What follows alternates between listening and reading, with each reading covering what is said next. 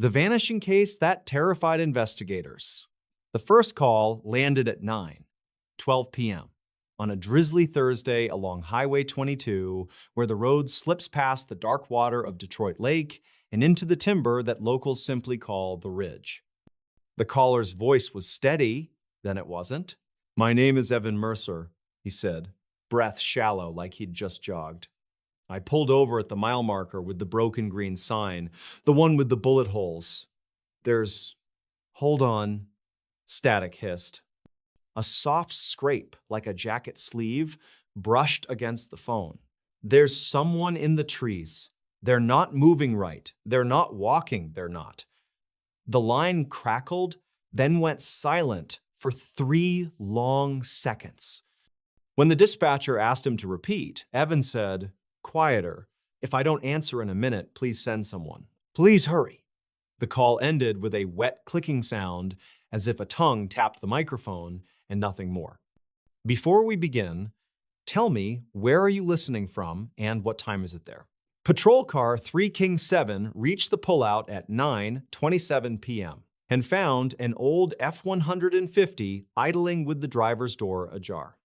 The overhead light was on, and a thermos steamed faintly in the cup holder. A phone lay face down on the passenger seat, recording a 9-minute voice memo that the deputy, a calm woman named Lena Alvarez, downloaded on the spot. Her body camera caught everything. The first minute was just engine, rain, and a bright pulsing hum too low to be a siren. The rest was the sound of the forest taking slow breaths. Detective Rowan Hale arrived from the county office at 10:04 p.m., the kind of investigator who carried a metal tape measure and wrote times down to the second. He stood in the beam of his cruiser, a pale rectangle of light on wet asphalt, and listened to the lake pushing softly at the rocky shore below. Pines crowded the slope, black spears against a wool sky. The smell of hot engine blended with a sharp metallic odor, like a coin pressed hard to the tongue. "Mercer?" he called. The trees said nothing. They found footprints immediately. Evan stepped out of his truck in work boots, size 11, crossing the gravel shoulder toward the tree line. The rain softened the edges, but every other detail was crisp. Heel, arch, toe. Then the prints did something that made both investigators forget to breathe for a beat. They simply ended. Not faded, not scuffed away, stopped. The last print lay in the gravel mid-stride, the tiny stones within it undisturbed, as if the boot had pressed into powder that wasn't there, lifted, and left no next step. "Could be," he hopped, Deputy Alvarez whispered, not believing it. "Where to?" Hale said, and lifted his flashlight. The beam scanned the wet trunks. 10 feet in, a birch peeled a silver ribbon of bark. Farther back, the forest went so dark, the light seemed to fall into it. No dragging marks, no sliding mud, no impression of knees or hands, just the last step and the next step missing. At 10:22 p.m., the tow truck driver, a night owl named Beasley, who moved like he was always recovering from the last thing he saw, holstered his gloves and crossed himself when he looked at the prints. He said it without looking at the woods. "This place eats things." The search started by 11. State troopers, county volunteers, 2 SAR handlers with dogs, one named Gipper, the other Foxy, both usually eager to barrel into brush. They took one sniff of the air and sat. Not frightened exactly, braced, as if whatever their noses told them was both confusing and beneath their notice. When the handlers coaxed them forward, the dogs went a few yards into the trees, stopped at the last footprint, and stared at a point 3 feet above the ground, tails flat, heads tilted in the same uncanny angle as if they were listening to something no one else could hear. At 12:17 a.m., a deputy radioed a report of dim white lights flickering deeper in the trees. Hale and Alvarez pushed in to check. What they found was stranger than flashlights. 3 lengths of mylar, the kind used for emergency blankets, were snagged high on branches and rustled as the wind shifted. Their reflective surfaces shivered with every gust, throwing off weak glints like eyes. But there were no footprints beneath the trees they hung from, no sign anyone had climbed to place them. Hale measured the height with his stick. The lowest strip was more than 10 feet up. They set a perimeter anyway. They marked the last print with a yellow tent labeled A. The truck was taken back to the county lot by 1:05 a.m. Its cabin still warm, its radio presets set to classic rock, and a local AM station that would rattle with a sports talk show at noon. A coffee receipt in the cup holder said 8. 41 Pendemen, Cedar Mart, 2 miles east in the town of Gray Ridge. Population stitched together by the mill and the lake. The cashier on duty, a college kid named Jude, remembered Evan saying he needed caffeine for the drive back to Salem. He remembered Evan glancing toward the door as if someone had just passed by the glass. He looked spooked, Jude said at 1:53 a.m., sitting in a back office under buzzing fluorescent lights, steam rising from his instant noodles. Like when you see your reflection move the wrong way. The next morning broke flat and gray. The mountains wore a low band of cloud, the kind that never quite lifts. The wider team assembled at a trailhead with paper cups of donated coffee and stale sugar donuts, then fanned out in grids. That was when the first investigator said out loud that something about the place felt wrong. It wasn't superstition, it was a physical sensation, the way you notice silence only when it feels like weight. They kept finding things that should have belonged to Evan, except they couldn't prove they did. A key on a ring with no car fob wedged in moss. A strip of duct tape stuck to a rock, perfectly smooth as if it had never touched anything. A silver coin embedded in the mud so deeply that the date stamped on it had been polished smooth by grinding it against nothing. They also found a smear on a tree, low and oval and faintly oily to the touch, like a thumbprint the size of a dinner plate. The lab in Salem would later say it contained petroleum byproducts, cedar pollen, and something else not identified in their standard panel. The technician who gave that report sniffed and said the something else was probably an environmental contaminant, which was the exact phrasing a person uses when they want to be done thinking about what they touched. At 2:03 p.m., Alvarez went into the grocery on Main Street to talk to a woman named Mara Ellison, who held a paper cup in both hands as if she were trying to warm bone. He texted me at 8:47, she said, passing over her phone with the threads. The message read, "I'm fine, just grabbed coffee. The lake's got that weird low fog. It sits like it's thinking." Then at 9:06, "There's a green sign. Wind is kicking up. I hear something and then nothing else." She had called at 9:20 when he didn't answer. "He doesn't ghost me," she said, and the way she said it told them everything. Hale asked what Evan did for work. He managed a small warehouse, took weekend trips to fish, paid his bills on time, kept a list in his phone of guitar chords that sounded good after midnight. He wasn't running from anyone. He wasn't trying to disappear. He had a dent in his truck door that he still hadn't fixed because he said it made the truck look honest. He laughed at bad jokes and bought extra firewood for friends at campouts. That evening, he'd been headed home from a helper job at a friend's cabin on the far side of the lake. A normal day, nothing magic in it until it was. The traffic camera at mile marker 142 was an old unit bolted to a leaning pole, its feed flowing into a state server that an IT tech in Salem could pull within minutes. At 4:11 p.m., Hale and Alvarez sat in a dim room at the sheriff's office while the techs scrubbed back and forth across a sliver of time. 9:19 p.m. showed the edge of Evan's truck. 19:41 showed the door opening. At 9:19:52, a tall figure stepped into frame. At the bottom edge of the image, head bent, shoulders bunched against rain. At 19:57, every pixel on the screen seemed to drag left by a hair as if the world had been pulled in a single direction and then let go. It wasn't a full glitch, the time code didn't skip, the sound didn't break. It looked like heat shimmer but there was no heat. A moment later, the figure was gone. "Frame drop," the tech said, and then frowning, "except it isn't."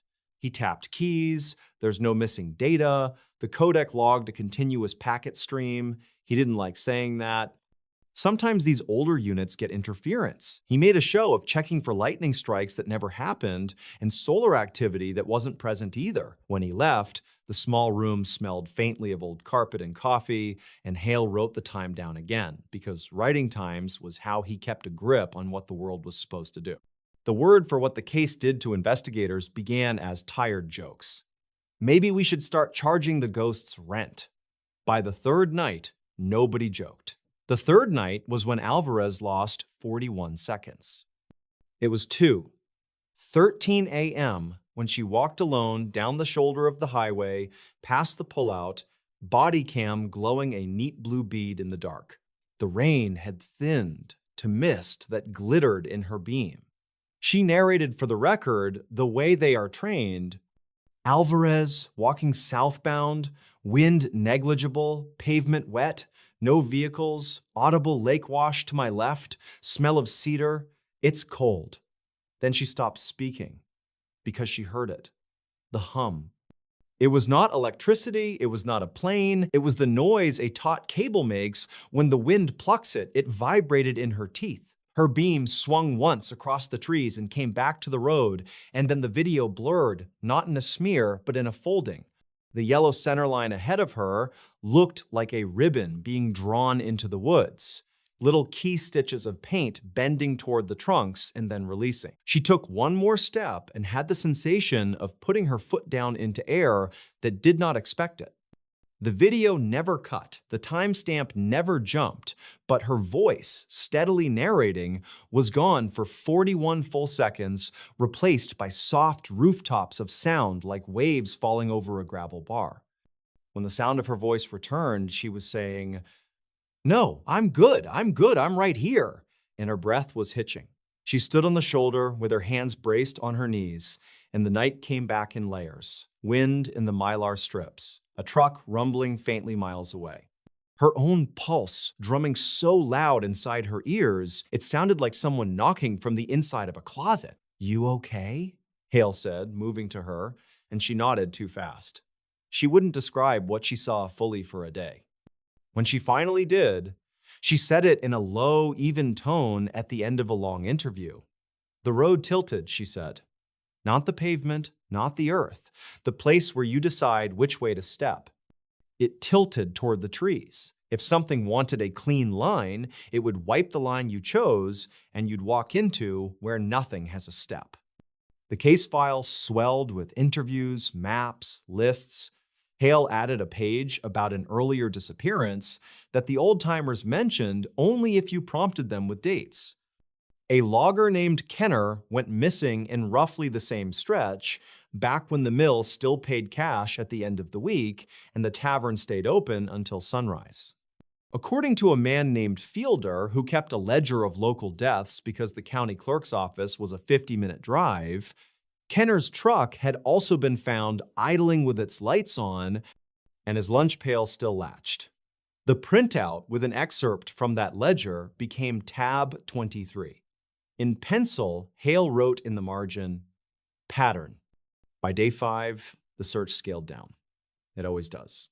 People have jobs, fuel costs, the lake never stops pushing at the rocks, and even grief must sleep. Yet every night at 2-something in the morning, the AM band on the radio at the sheriff's office shivered into a non-signal, a dead station that rattled. When you turn the dial through it, the numbers 739 seemed to whisper past in sequence 3 or 4 times. Not a full voice, just a cadence. The repairs crew came in and tightened everything, and the sound came back anyway. Then, a small thing that got under everyone's skin. A janitor named Ruth found the chain from Evan's keyring lying on the tile in the hallway outside the evidence room one morning when she came in a few minutes before sunrise. It was the cheap kind of chain made of tiny balls. It had a small kink in it that Mara later said she recognized, and the link that would have held a fob was bent, as if someone had tried and failed to add a key in a hurry. The inventory log showed the keyring inside the sealed bag inside the locked cabinet. The bag weighed the same, looked the same, sat exactly where it should have been, and when they opened it, the chain was intact and the kink was where Mara remembered. The chain in the hall, same length, same feel, sat on Hale's desk in a small dish for the rest of the month, and people avoided looking at it because it was easier to pretend that kind of duplication belonged to a mistake. At 10:13 p.m. on day 7, a man drifting a small aluminum boat along the north shore of the lake called in a sighting. He said a white shape moved among the trees near the mile marker, a pale figure gliding parallel to the shore and then stopping. He rowed closer. The shape was a refrigerator box, flayed open on one side and flapping in the breeze, caught between trunks. When officers hauled it out, they found the inside lined with, of all things, pages from a guitar chord book glued into a collage of E minor and D7 and A4. Every page split and overlapped so that none of the chords formed a full diagram. The paper was dry. Hale wrote the time down anyway. He did not say anything about the list in Evan's phone of chords he liked after midnight. Night 9 was when it turned personal enough to break the last of the gallows humor. Hale woke in his room at the Cedar Motor Lodge at 2:16 a.m. to the soft hum. It vibrated the window glass. He sat up and put his feet on the carpet and felt the pressure in the air as if a storm were about to hit. The red numbers of the clock read 2:17. He stood, crossed to the sink, and turned on the tap for noise, then turned it off again because the water came out in staccato bursts like it was remembering how to be water. The chain on his door clicked once with no one touching it. He would not write that in the report because even he had a line he didn't want to cross. But he wrote the time, 2:18. He stared at the door long enough to hear the people next door whispering through thin drywall. A woman's voice said, "Don't say it out loud," and a man's voice said, "We didn't." By then, Gray Ridge's rumor mill was grinding full speed. The woman who ran the pie shop on Main told anyone who would listen that she had driven past that mile marker around 10 p.m. the week before and watched her dashboard clock stutter backward from 10, 7 to 10, 5, and then tick forward again like a skip in a record. A youth pastor from the church near the school said he'd hiked the ridge years ago and felt his legs tremble in a patch of sunlight that shouldn't have been there because the canopy was too dense. A retired surveyor named Orville talked about a singing wire he'd heard when he was a young man stringing telephone lines, the kind of sound that makes your fillings itch. He said the ridge had its own weather. He said not to whistle there at night. He said a lot of things, and then he said nothing at all and rocked gently on his heels. 2 weeks in, the official search scaled down again. The case file thickened with the weight of pages you only read when you have to. Hale kept going to the lake at night. He wore the same heavy jacket, ate the same vending machine granola bar, and wrote times as if each time could anchor a thing that didn't want to be held. At 1:59 a.m. On one of those nights, he measured the distance from the last print to the first tree 3 times and got 3 different numbers. Not different by much, by 1.5 inches, by 2 inches, by 9/16. The kind of differences that make you double-check your hands. He measured a length of rope along the shoulder, 250 feet, and when he rolled it back up, his hands were shaking so badly that the rope slipped, and he had to start again. When he measured it the second time, it was missing 11 inches. He cut a new piece from a fresh spool and measured again. 250 feet on the nose. He did not put the 11-inch short rope in the evidence room. He kept it in his trunk because he didn't want to know what the evidence room would do with it. On a quiet afternoon in the 3rd week, the county received a voicemail stamped with the date of the night Evan vanished and delivered by the network 3 weeks late. The message came to Mara's phone first, then was forwarded to the sheriff. It was short, wind in a speaker, the sound of a shoe scuffing gravel. A man's voice, breathless but not panicked, saying, "Do not step or you cannot hear your feet." and then a singular knock, as if a knuckle had tapped an empty wooden box. The line ended on a small intake of breath, cut clean. The carrier said towers sometimes backlog, messages sometimes float in the system, and there was nothing more they could explain. At 3:23 p.m., one day, a volunteer named Naomi Pike, who wrote about strange disappearances for a small website and had the polite eyes of someone who knows when she's not wanted, brought photocopies of old news clippings about the lake before it became the lake. Down Valley communities flooded. Whole stands of trees drowned when the dam closed and the water rose. Stoves and fence posts and tomato cages at the bottom of a mild, cold sea. One article quoted an older ranger, long dead now, muttering on record that the ridge made compasses slow. Naomi handed everything over without flourish and went back to her rental car. Her taillights glowed red against the rain as she pulled away, then dissolved into gray. The same afternoon, the state tech sent an email about the traffic camera feed saying he'd found tiny backlog in the buffer at 19 that night. A few extra kilobytes whispering through the stream. Nothing meaningful. Just noise. Harmless, he wrote. Artifact of packet repair. He added a smiley face. When Hale read that line, he stood abruptly, walked outside into the wind, and stood under the bare flagpole until the wind cut his eyes and he felt calmer. There were more calls at night. A man who swore he saw a figure standing in the shallow wash at the lake's edge, looking out at the black water. Both hands raised like he was warming them over a fire no one else could see. A pair of night fishermen who heard a voice say hello from just behind them and then repeat it in a lower octave, as if two throats had learned the word together.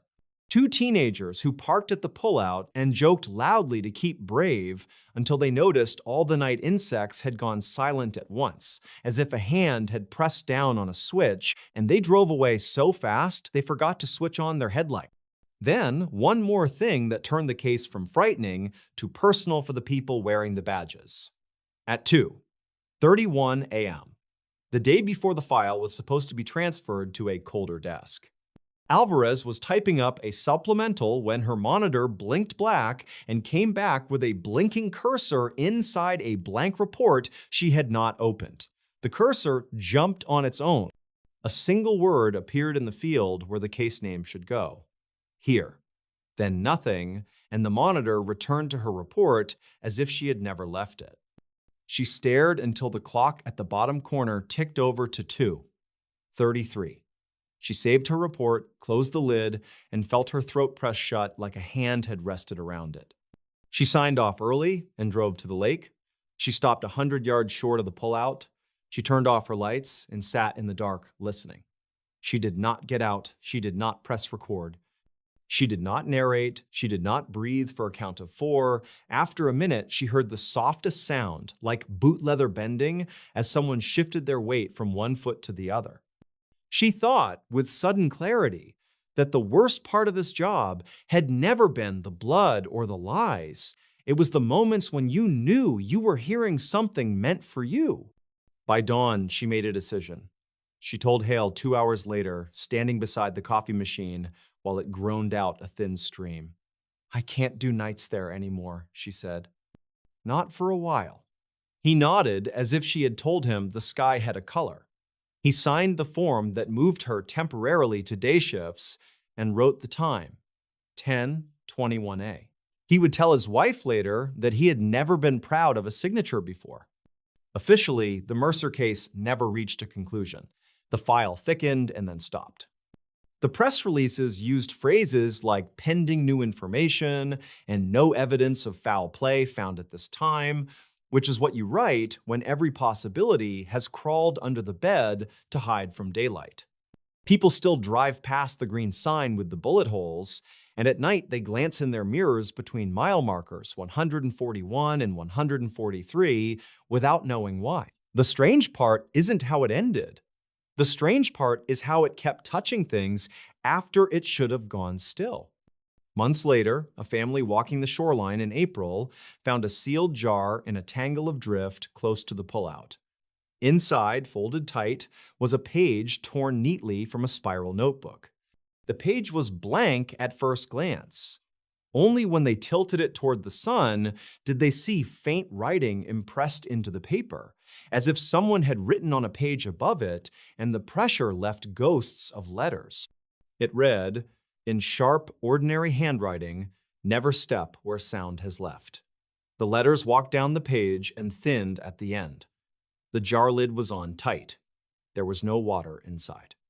The family turned the jar in to the county without their names. The clerk who accepted it put it on a shelf to be logged after lunch. When she came back, the jar was gone, and in its place sat a silver coin pressed so clean you couldn't read the date. On some nights, if you tune your car radio to the broken AM station near the lake, the dial will tremble as you pass that stretch, and a low thrumming will pulse through the speakers like the space between heartbeats. A voice, maybe the same voice that warned the dispatcher, maybe not, will rise out of static for just a moment. You won't catch the words. You'll only feel your feet on the pedals, your hands on the wheel, and the peculiar awareness that you are crossing a place where the world forgets its lines. Keep driving. Keep your tires on the painted edge. Count out loud if you have to. Hear your step. And if you stop, if you ease onto the gravel and lower your window and listen, the night will offer you the gentle wash of the lake, the whisper of wind through fir needles, and that thin cable hum plucked by nothing human. You will think about a man who stepped toward the trees with his shoulders hunched against rain. You will look down and see your own footprint, clean in the grit, and you will see that there is a space ahead of it where the next print should go and does not. Your mind will fill the blank with stories, so you can move. Choose one, make it a good one, bring it with you as you turn back to the wheel. Drive. The ridge will watch you leave and fold the sound of your engine carefully away, as if it has been saving a quiet place for it all along. Some cases terrified because of what they show you. This one terrifies because of what it takes away, one step at a time, until the distance between footsteps becomes a place all its own. When the investigators finally closed their notebooks and turned off their recorders, the lake kept breathing. The ridge kept humming. And somewhere, just past the broken green sign, the last clear footprint in the gravel waited under a thin coat of dust for the next person who leaned too close to the line where the world forgets to make the next step. When ordinary nights turned into real-life nightmares, the evening had been calm, almost too calm, as if the world itself was holding its breath. It was late autumn, when the days shortened quickly and the cold crept in long before the sun had completely disappeared. The small town of Pine Hollow, tucked between stretches of woodland and winding rivers, was the kind of place where people locked their doors out of habit rather than fear. For years, nothing truly terrible had happened here, and that quiet sense of safety was exactly what made what followed so disturbing. Before we begin, tell me, where are you listening from and what time is it there? On a Thursday night, just past 9, the streets were nearly empty. A few porch lights glowed faintly, and the sound of televisions drifted from living rooms where families settled in after dinner. The air smelled of damp leaves, and a thin mist curled along the edges of the forest that surrounded the town. It was on nights like this that people usually felt comfort in routine, yet beneath that surface calm, something unnatural was already stirring. At the edge of town stood a narrow road that led into the trees, a road most people avoided at night. Locals had stories about headlights flickering there or shadows darting between the trees when no one should have been around. On that particular night, a delivery driver heading home swore he saw a figure standing in the middle of the road. He slowed down, blinking his headlights, but when he drew closer, the figure had vanished. Shaken, he pulled over, convinced for a moment that his mind was playing tricks. But the mist was heavy, and as he sat there listening to the engine idle, he heard the unmistakable sound of footsteps moving across the asphalt. Yet, no one was there. Back in town, around the same time, a group of teenagers was gathered in the old baseball field near the high school. They were laughing, tossing around a football under the dim glow of the single floodlight that still worked. The grass was wet with dew, and the chill forced them to keep moving. One of them paused, looking toward the tree line. A faint, rhythmic knocking sound was coming from the woods. At first, they thought it was an animal. Then, the sound grew louder, more deliberate, like someone rapping wood against wood in a steady beat. They yelled into the darkness, expecting maybe another friend playing a prank, but the sound didn't stop. It moved closer, circling them, until the floodlight above suddenly flickered and went out. The field was swallowed by darkness, and in that instant, all of them ran. Later, when they told their parents, no one believed them. That same night, just after midnight, a young couple living in a small apartment above Main Street awoke to the sound of knocking on their door. At first, they ignored it, thinking it might be someone who had the wrong apartment. But the knocking didn't stop. It grew more insistent, louder, and then turned into pounding. The man grabbed a flashlight, went to the door, and called out, but no voice answered. He hesitated before looking through the peephole. What he saw made his stomach twist. There was no one there, yet the pounding continued, echoing through the hallway. Suddenly, the noise stopped, replaced by silence so complete it pressed against his ears. He opened the door cautiously, sweeping the flashlight across the empty hall. The bulb in the overhead light had burned out, and the shadows stretched long. He was about to step back inside when he noticed something smeared across the doorframe. A set of handprints, damp and dark, as though someone had pressed their palms into the wood. By dawn, the town felt different. People were whispering in cafes, parents were checking in on their children, and the sheriff's phone rang nonstop with reports of strange occurrences.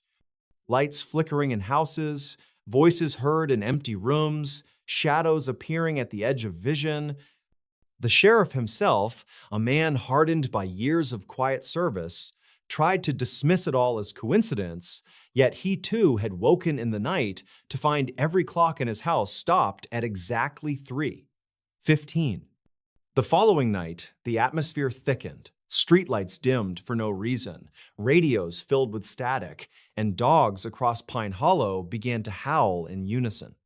At the small gas station on the corner of Maple Street, the cashier was closing up when he heard what he thought was someone calling his name from the restroom.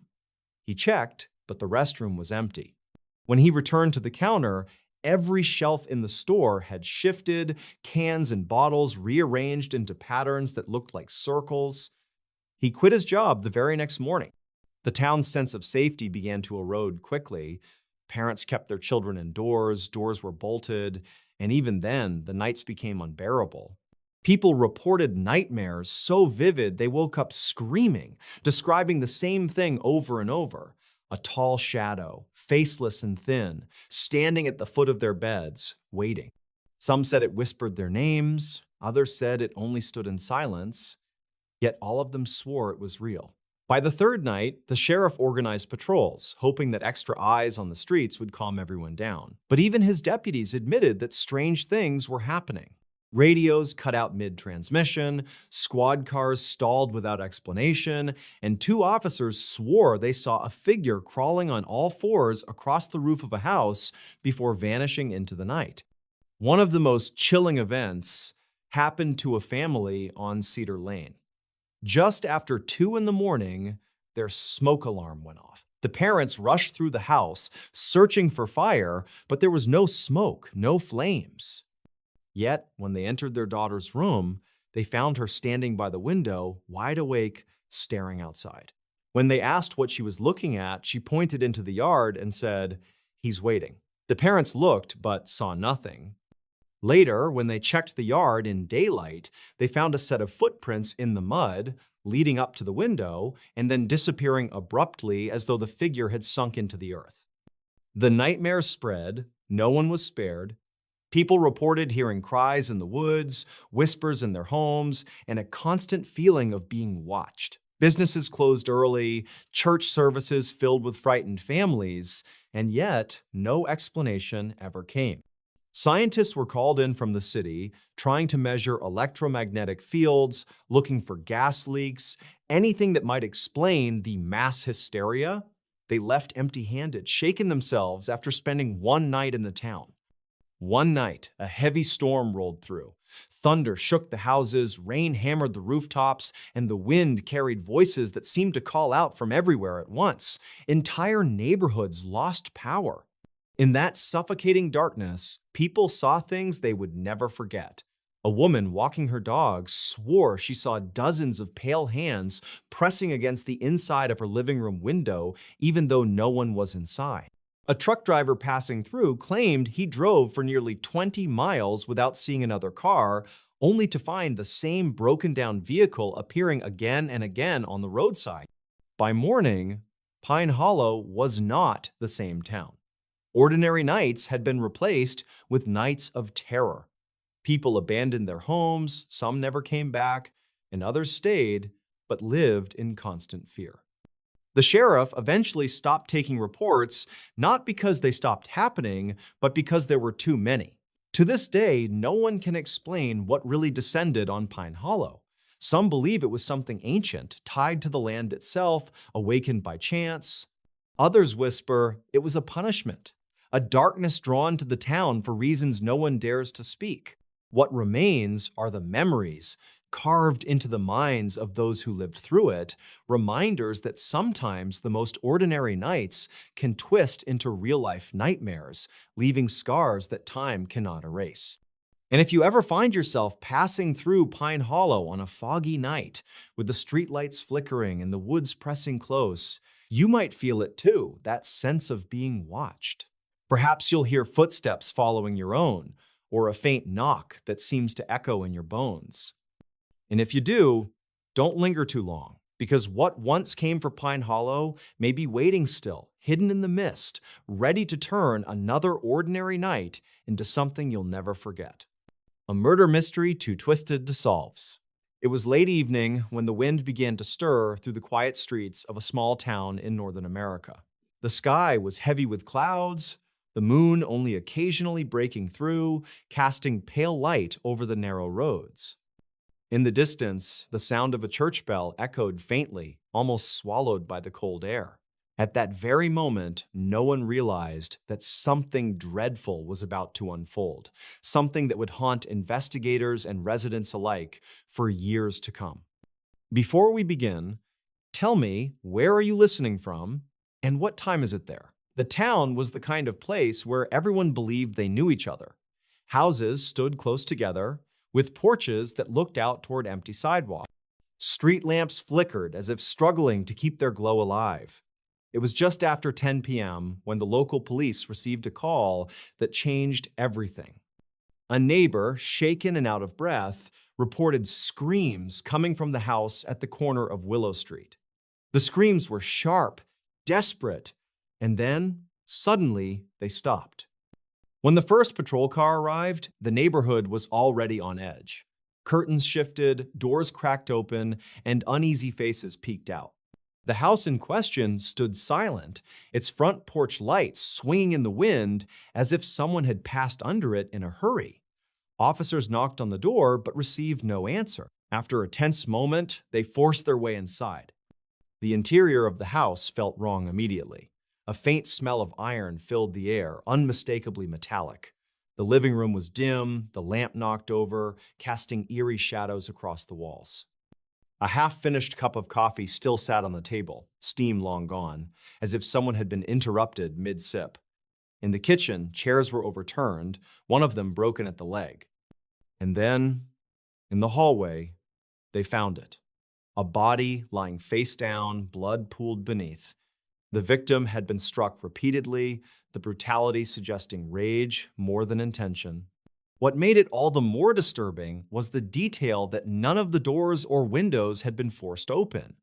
Whoever did this had either been let inside willingly or was already in the house. By midnight, detectives were swarming the scene. One of them, a seasoned investigator who had seen his share of violence, admitted quietly that this case felt different, darker somehow. The victim's belongings were untouched, wallet and jewelry left behind, ruling out robbery. A series of photographs were discovered scattered on the floor, showing the victim with various friends and family. Yet, one photo stood out. It had been ripped in half, the missing piece showing only a shadow where another person had once been. The autopsy revealed something that sent chills even deeper. The injuries did not match a single weapon. It looked as though multiple methods had been used, almost ritualistic in nature. The coroner's report mentioned hesitation wounds, as if the killer had changed their mind halfway through, then continued with even greater force. As the investigation widened, the neighbors began sharing fragments of strange experiences. One elderly woman said she had noticed a tall figure standing across the street several nights in a row, unmoving, watching the house, disappearing before she could call anyone. Another resident swore they heard footsteps in their backyard at odd hours, though no one was ever found. Police combed through hours of surveillance footage from nearby stores and traffic lights, but something bizarre kept happening. Whenever the suspect might have appeared on camera, the footage glitched. Frames skipped, figures blurred into unrecognizable smears, as though the very image resisted being captured. Weeks passed, and suspicion fell on several people close to the victim. Friends, colleagues, even distant relatives were interrogated. Secrets began surfacing, revealing hidden grudges, financial troubles, and long-buried conflicts. But every lead seemed to collapse into nothing. Alibis checked out, motives were plausible but not conclusive, and physical evidence pointed in conflicting directions. The case grew colder, but the town itself did not rest easy. Strange calls began flooding the local police line. Residents reported hearing screams at night coming from empty lots. Others claimed they saw fleeting shadows darting across windows when no one was inside. Children woke crying, telling their parents they saw someone standing at the foot of their bed, someone tall with eyes that seemed hollow. Detectives tried to dismiss these claims as fear spreading in a shaken community, but even they could not deny what was happening during interviews. On more than one occasion, while questioning potential witnesses, the lights in the room flickered violently, and audio recorders captured faint whispers that no one present had spoken. The words were never clear, but one phrase repeated often enough to be noticed: "You can't find me." In one of the most unsettling turns, the original 911 call from the neighbor was revisited. When replayed, investigators realized that beneath the frantic voice, another sound lingered faintly. A whisper, distorted, almost laughing. Yet when the audio was enhanced, the voice vanished, replaced by static, as though the tape itself refused to give away its secret. By now, the community was spiraling into paranoia. People locked their doors earlier, kept lights on through the night, and avoided walking alone. Yet the sense of being watched persisted. Some swore they saw a figure in reflective surfaces, in mirrors and dark windows, a presence that always seemed one step out of reach.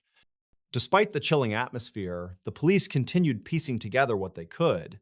A breakthrough seemed near when a small, blood-stained note was discovered in the lining of the victim's coat. The handwriting was jagged, the ink smeared, but it carried a single sentence that unsettled everyone who read it. It said simply, "You will never understand." This note sparked endless theories. Some believed the killer was mocking investigators.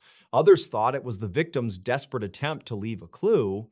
But the handwriting matched no one in their circle, not even remotely. Months turned into years, and the case officially remained unsolved. Yet the file stayed open on the desks of those who worked it, haunting them like an unfinished puzzle. Detectives admitted privately that they sometimes dreamed of the crime scene, waking drenched in sweat, certain they had seen the shadow of the killer standing in their own bedroom. Even today, the house on Willow Street remains empty. The curtains are drawn, the yard overgrown, the structure slowly decaying. People avoid walking past it, crossing to the other side of the road.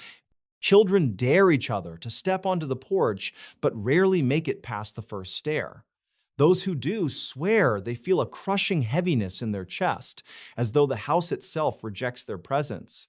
Local folklore has grown around the case, transforming the murder into something larger, something darker. They say the killer was never meant to be caught, that it was less a person and more a force, something that feeds on confusion and fear. Others insist the victim themselves was not innocent, that secrets buried in that house led to an ending too twisted for the living to fully grasp. Whatever the truth may be, the murder mystery remains unsolved, and perhaps that is the most terrifying part. Because in the silence of that house, in the flicker of those failing street lamps, and in the restless dreams of those who remember, something still lingers, waiting, watching, daring anyone to try and unravel what cannot be explained. And each time the wind passes through the broken windows of Willow Street, carrying with it a low and hollow whistle, the town is reminded that some mysteries are not meant to be solved, some truths are too twisted to face, and some killers may still be out there unseen, yet never gone. The town that hid its darkest secret. The road into the small town was always quiet at night. A narrow strip of cracked asphalt cutting through endless fields of corn that swayed beneath the pale glow of the moon.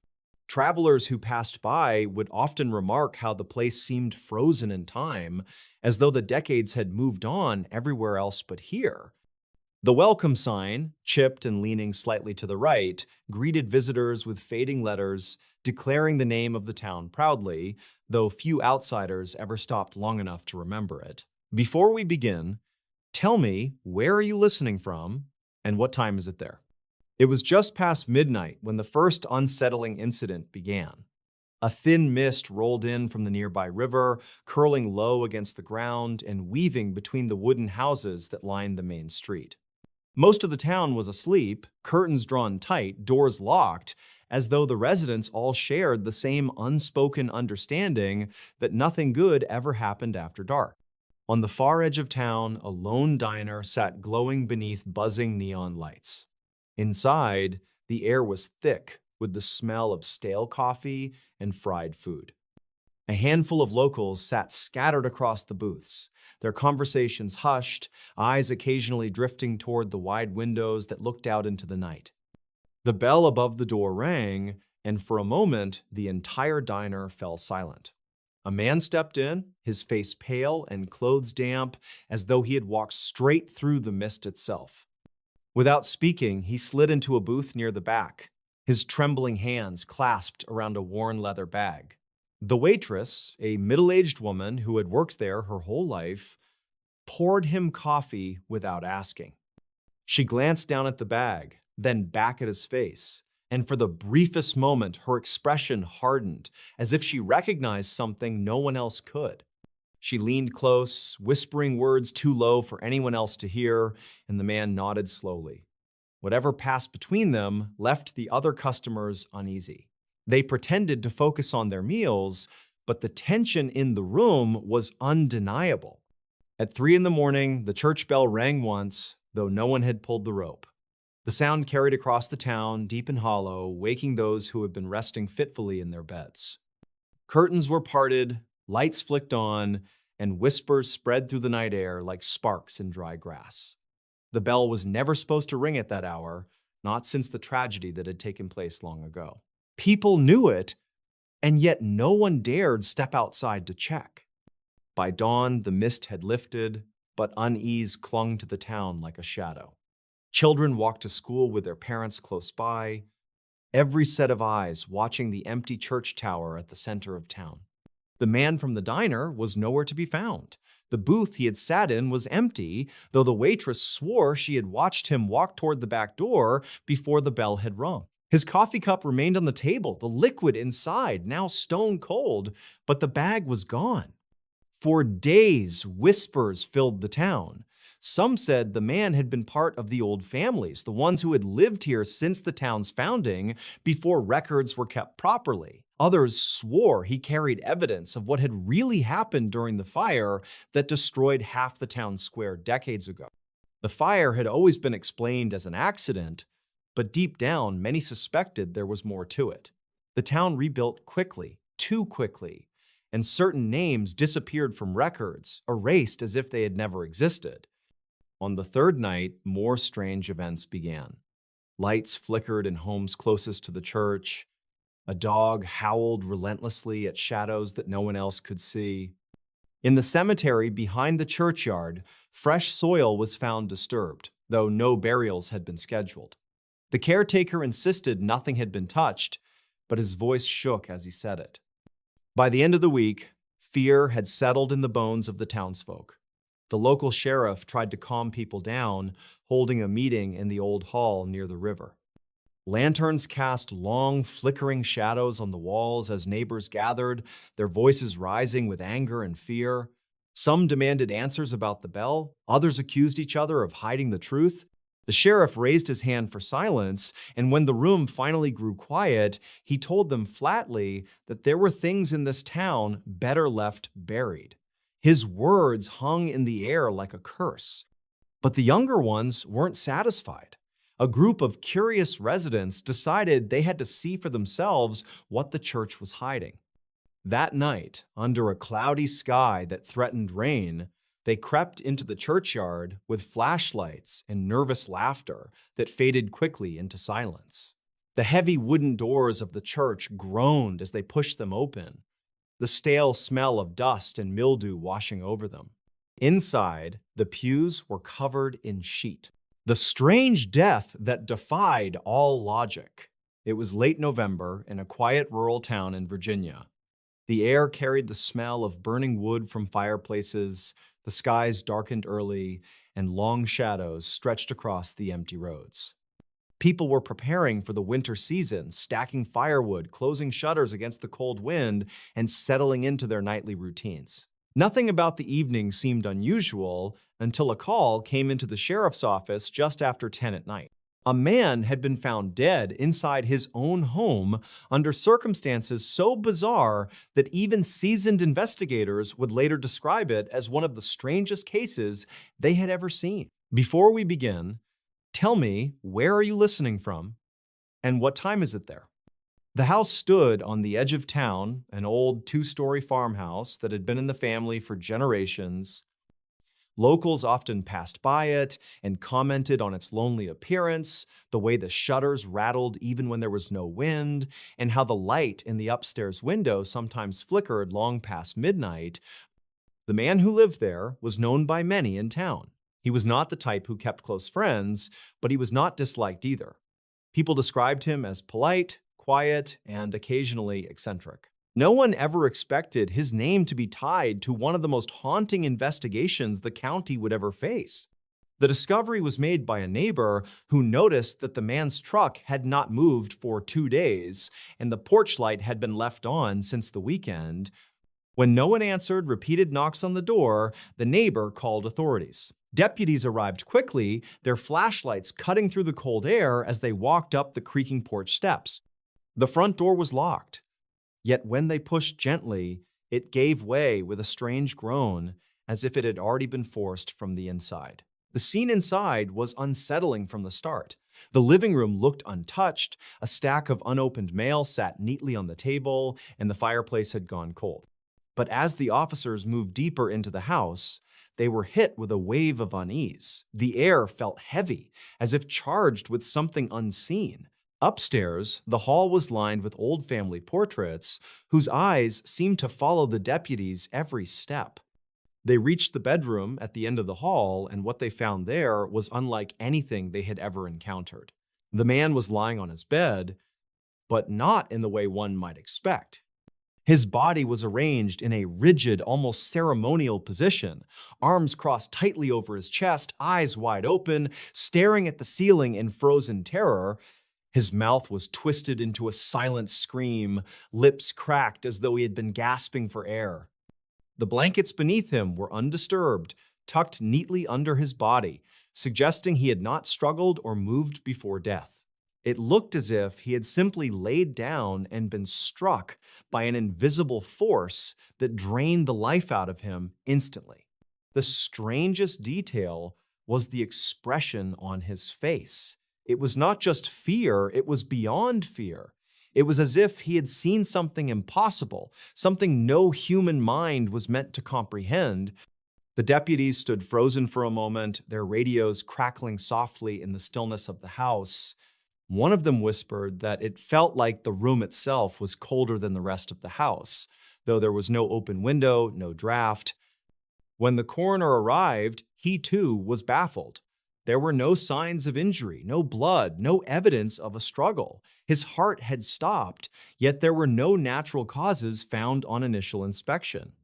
His body temperature was strangely lower than expected, as if he had been dead far longer than he actually had. The coroner would later admit in private that he had never seen a face frozen in such an expression of horror. As the investigation unfolded, more details began to trouble the authorities. The man's phone was found on the nightstand, but its last call had been to 911. The disturbing part was that the call had gone through, yet when dispatch replayed the recording, all that could be heard was static, followed by a faint sound that some described as heavy breathing, while others insisted it sounded like faint whispers in the background.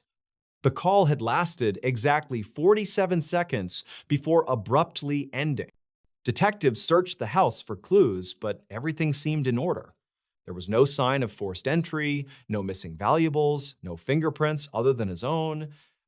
It was as though death had entered the house unseen and left no trace behind. Some of the younger officers began whispering among themselves about the town's old legends. There had always been rumors that the land the farmhouse sat on carried a history of strange happenings, that years earlier there were stories of people hearing voices at night or feeling watched while walking near the woods behind the property. Most dismissed those tales as folklore, yet now, standing in the dimly lit bedroom, it was harder to ignore. The autopsy brought no clarity.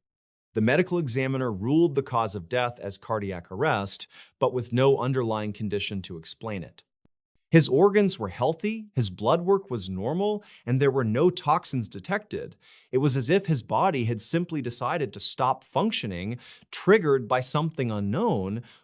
What haunted those who saw the report was the conclusion written at the bottom.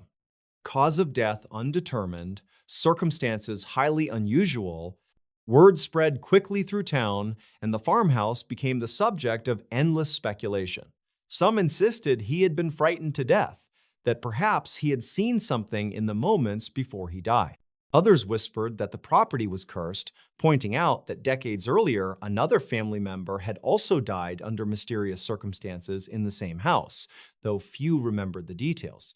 What everyone agreed on was that something about the case felt wrong, as if a piece of the truth was missing, just out of reach. Weeks turned into months, and still no answers came.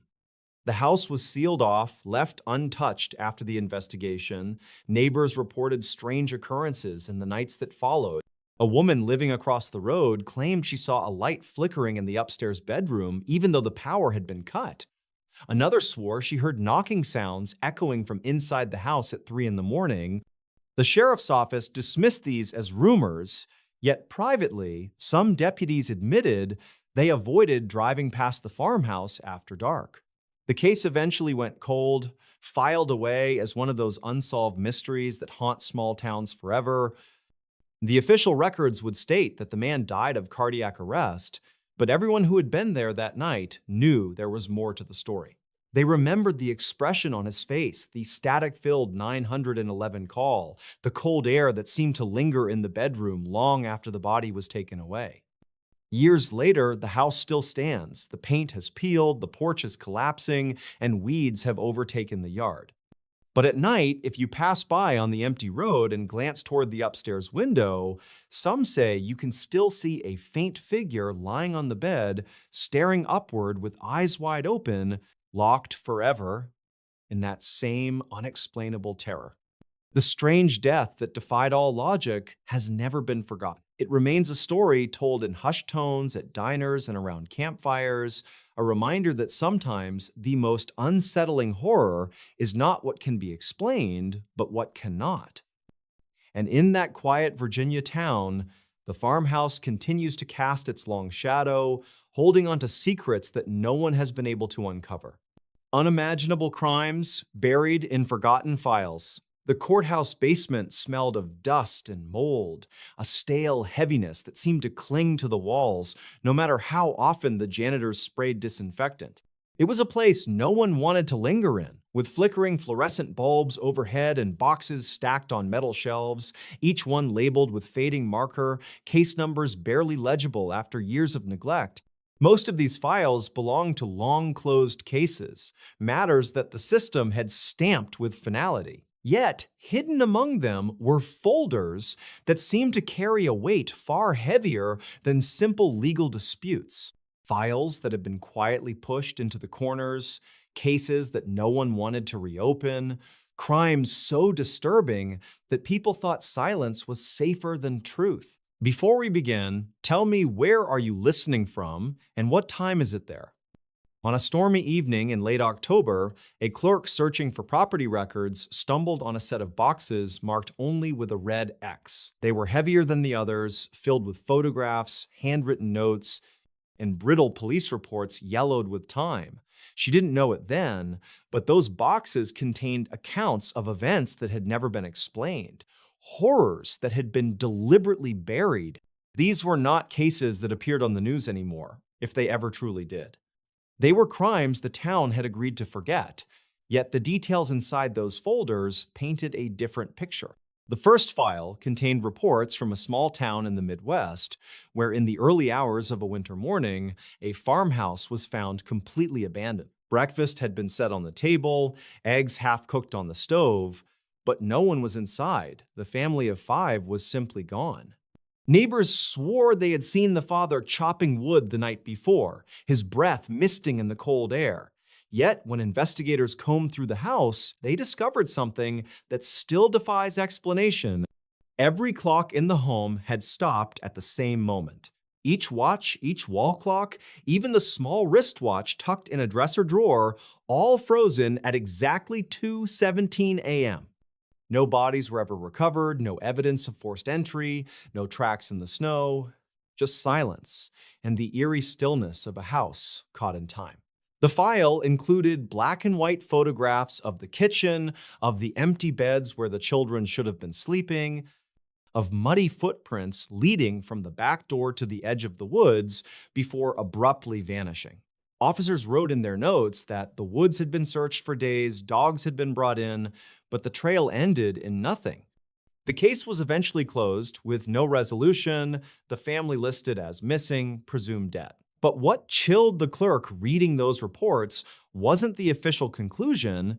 It was a single page tucked between the evidence logs, a handwritten statement from a deputy who had since retired. He wrote that during the search, he heard children's laughter echoing through the forest, even though no one was there. Another box held records from a coastal town in Maine. A fishing vessel had washed ashore without a crew. The boat was still running, lights glowing faintly in the fog, nets half pulled in, but not a single person was found on board. The captain, 2 deckhands, even the dog that usually accompanied them, gone. What was strange, investigators noted, was that all of their personal belongings remained untouched. Wallets, cigarettes, even half-eaten sandwiches were left in place as if the men had simply vanished mid-task. Blood samples were collected from the deck, smeared along the railing, though no one could determine whose blood it was. The most disturbing piece in that file was a photograph of the captain's logbook. The last entry read, "The sea is singing tonight, and we are not alone." The handwriting became erratic, ink smudged by what looked like water before the words trailed off into illegible scrawls. The Coast Guard searched for weeks, dragging the waters, but not a single body was ever recovered. Families demanded answers, officials offered theories of mutiny or drowning, but no evidence supported any explanation. Eventually, the file was marked closed, unsolved, and placed in the forgotten pile. The deeper the clerk dug into those boxes, the darker the stories became. One folder described a roadside motel in Nevada where several travelers had checked in on different nights, none of whom ever checked out. Cars were left in the parking lot, luggage neatly stacked in the rooms, but the guests themselves disappeared without a trace. Housekeepers swore they felt watched while cleaning those rooms, and some refused to enter them alone. Local deputies searched the property, pulled up carpet, even dismantled floorboards, yet they found nothing. Still, the disappearances continued until the motel abruptly shut down, its owner leaving town overnight. Rumor had it that some of the rooms were sealed off, padlocked from the outside, but when the building was eventually demolished years later, no one spoke about what might have been discovered inside. One of the most unsettling files contained a series of crime scene photographs from a small community outside New Orleans. They showed a single street where, one by one, entire households had been found dead, yet not a single wound was visible on any of the victims. Men, women, children, even pets, lifeless but without explanation. Autopsies revealed no poison, no signs of struggle, no cause of death at all. Their expressions, however, were what haunted the investigators. Each face was frozen in terror, eyes wide, mouths open, as if they had seen something so horrifying it stopped their hearts instantly. The reports ended abruptly, with no official conclusion. But at the bottom of the folder, someone had scrawled a note on the back of an evidence tag. It read, "Do not reopen. Some truths are not meant to be known." As the storm raged outside the courthouse, the clerk flipped through more files. She found witness accounts of lights in the sky above remote farmland, photographs of symbols carved into trees deep in Appalachian woods, coroner's reports from bodies found miles away from where they had disappeared, untouched by animals, preserved as if time itself had stopped around them. Every story had been silenced. Reporters were warned off, families told to stop asking questions, and communities left to quietly heal without answers. Yet reading through the notes, it was clear the investigators themselves had been shaken, writing words like unexplainable, unnatural, and beyond comprehension. The last box was the heaviest. Inside were recordings, old cassette tapes from interviews. One tape had no label, only a scratch across its plastic surface. Curious, the clerk played it in an old machine she found in the office. The recording was faint, voices distorted, but she could make out the sound of someone breathing heavily, followed by a man whispering, "It's here with us." It never left. Then came a scream, high-pitched and sudden, before the tape cut off into static. She slammed the stop button, her hands trembling. The fluorescent lights above buzzed louder than before, or maybe it was just her own pulse in her ears. She wanted to leave, to run upstairs into the safety of the night watchman's presence, but part of her couldn't stop reading. She flipped through the last set of documents, which contained lists of names, all typed neatly in columns. At the bottom of each list was the same note: file closed, evidence destroyed. Except the evidence wasn't destroyed. It had been hidden down here, waiting to be found again. And as she stood in that basement, thunder rolling outside and rain lashing against the small windows, she realized something that chilled her to her core. Some of the most recent files weren't old at all. They were dated within the last decade, and the names on the missing persons lists included people she recognized, neighbors, coworkers, even a distant cousin whose disappearance had never been explained. Her breath caught as she noticed a fresh folder sitting at the top of one pile. The paper still crisp, the ink dark. On the cover was her own town's name. She hesitated, then slowly opened it. Inside was a sheet of paper with a heading she had seen too many times that night. It read, "Unimaginable crimes. Status, buried." The room felt colder, the shadows seemed to stretch longer. She shut the folder, shoved it back into the box, and stumbled toward the stairwell. But as she reached for the light switch, she froze. The basement door above her was closed. She hadn't heard it shut. And from the far corner of the basement, where the shelves disappeared into darkness, came the faint sound of children laughing. She ran, heart pounding, refusing to look back, refusing to listen. The boxes remained where they had been, buried in forgotten files, their secrets intact. Yet those who had read them could never truly walk away. Because once you opened the door to those crimes, once you saw what the world had tried to erase, you understood the terrible truth. Some crimes are too dark to be solved, some horrors are never meant to see daylight, and some files are buried not because they were forgotten, but because remembering them would destroy everything we believe about safety, about justice, about reality itself. The mystery that drove detectives insane. It began on a gray October morning when the quiet town of Ashford, nestled deep in the hills of Pennsylvania, awoke to the kind of silence that feels unnatural, the kind of silence that makes you feel as though the world is holding its breath.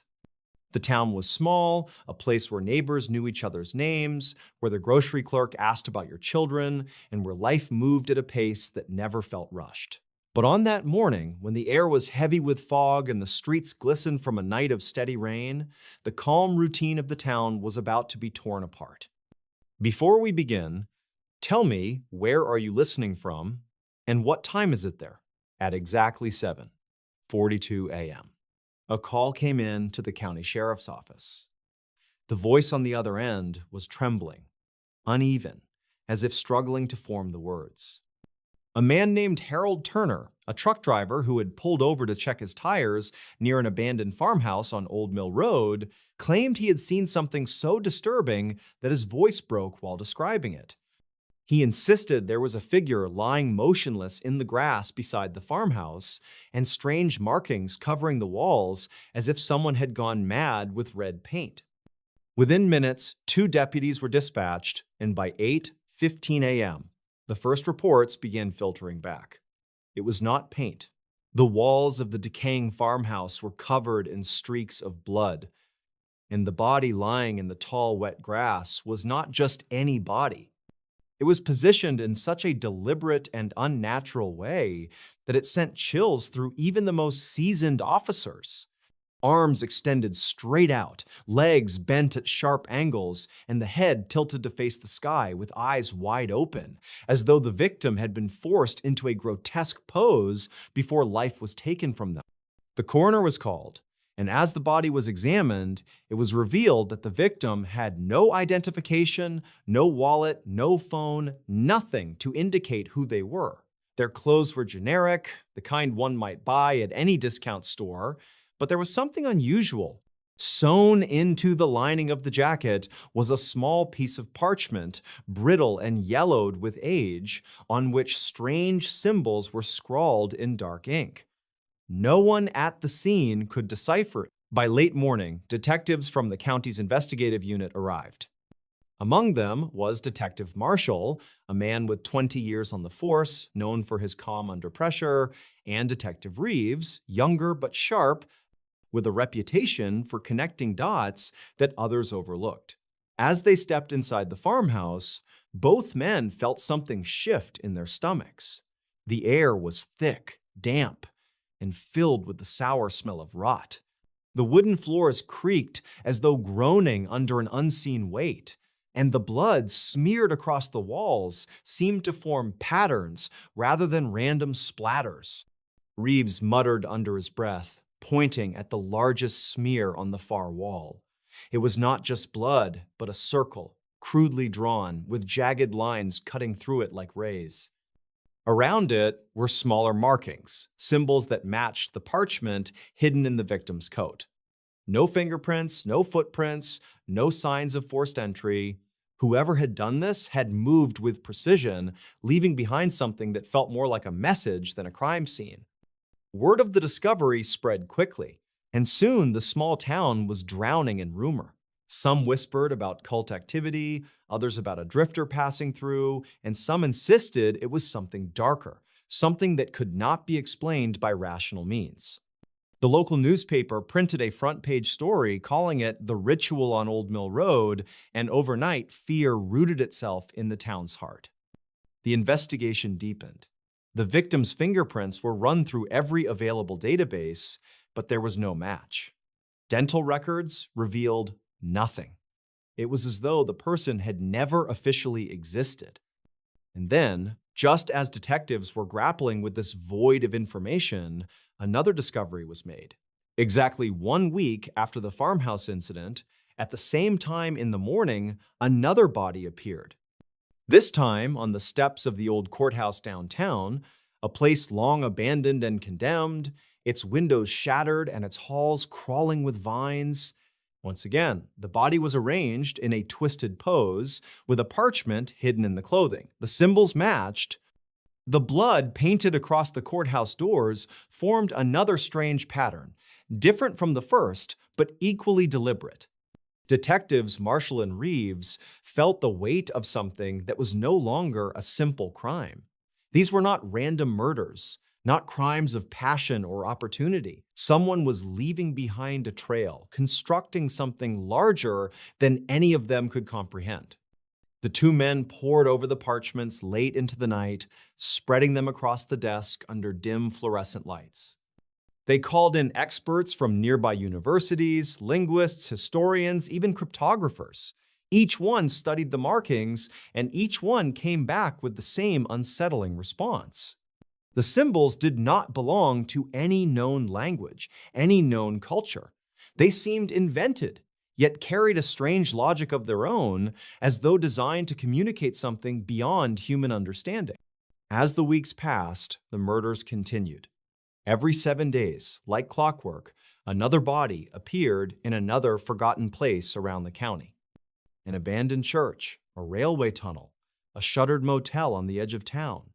Always the same patterns, always the same symbols, always the same absence of identity in the victims, and always the same growing sense of dread among the investigators.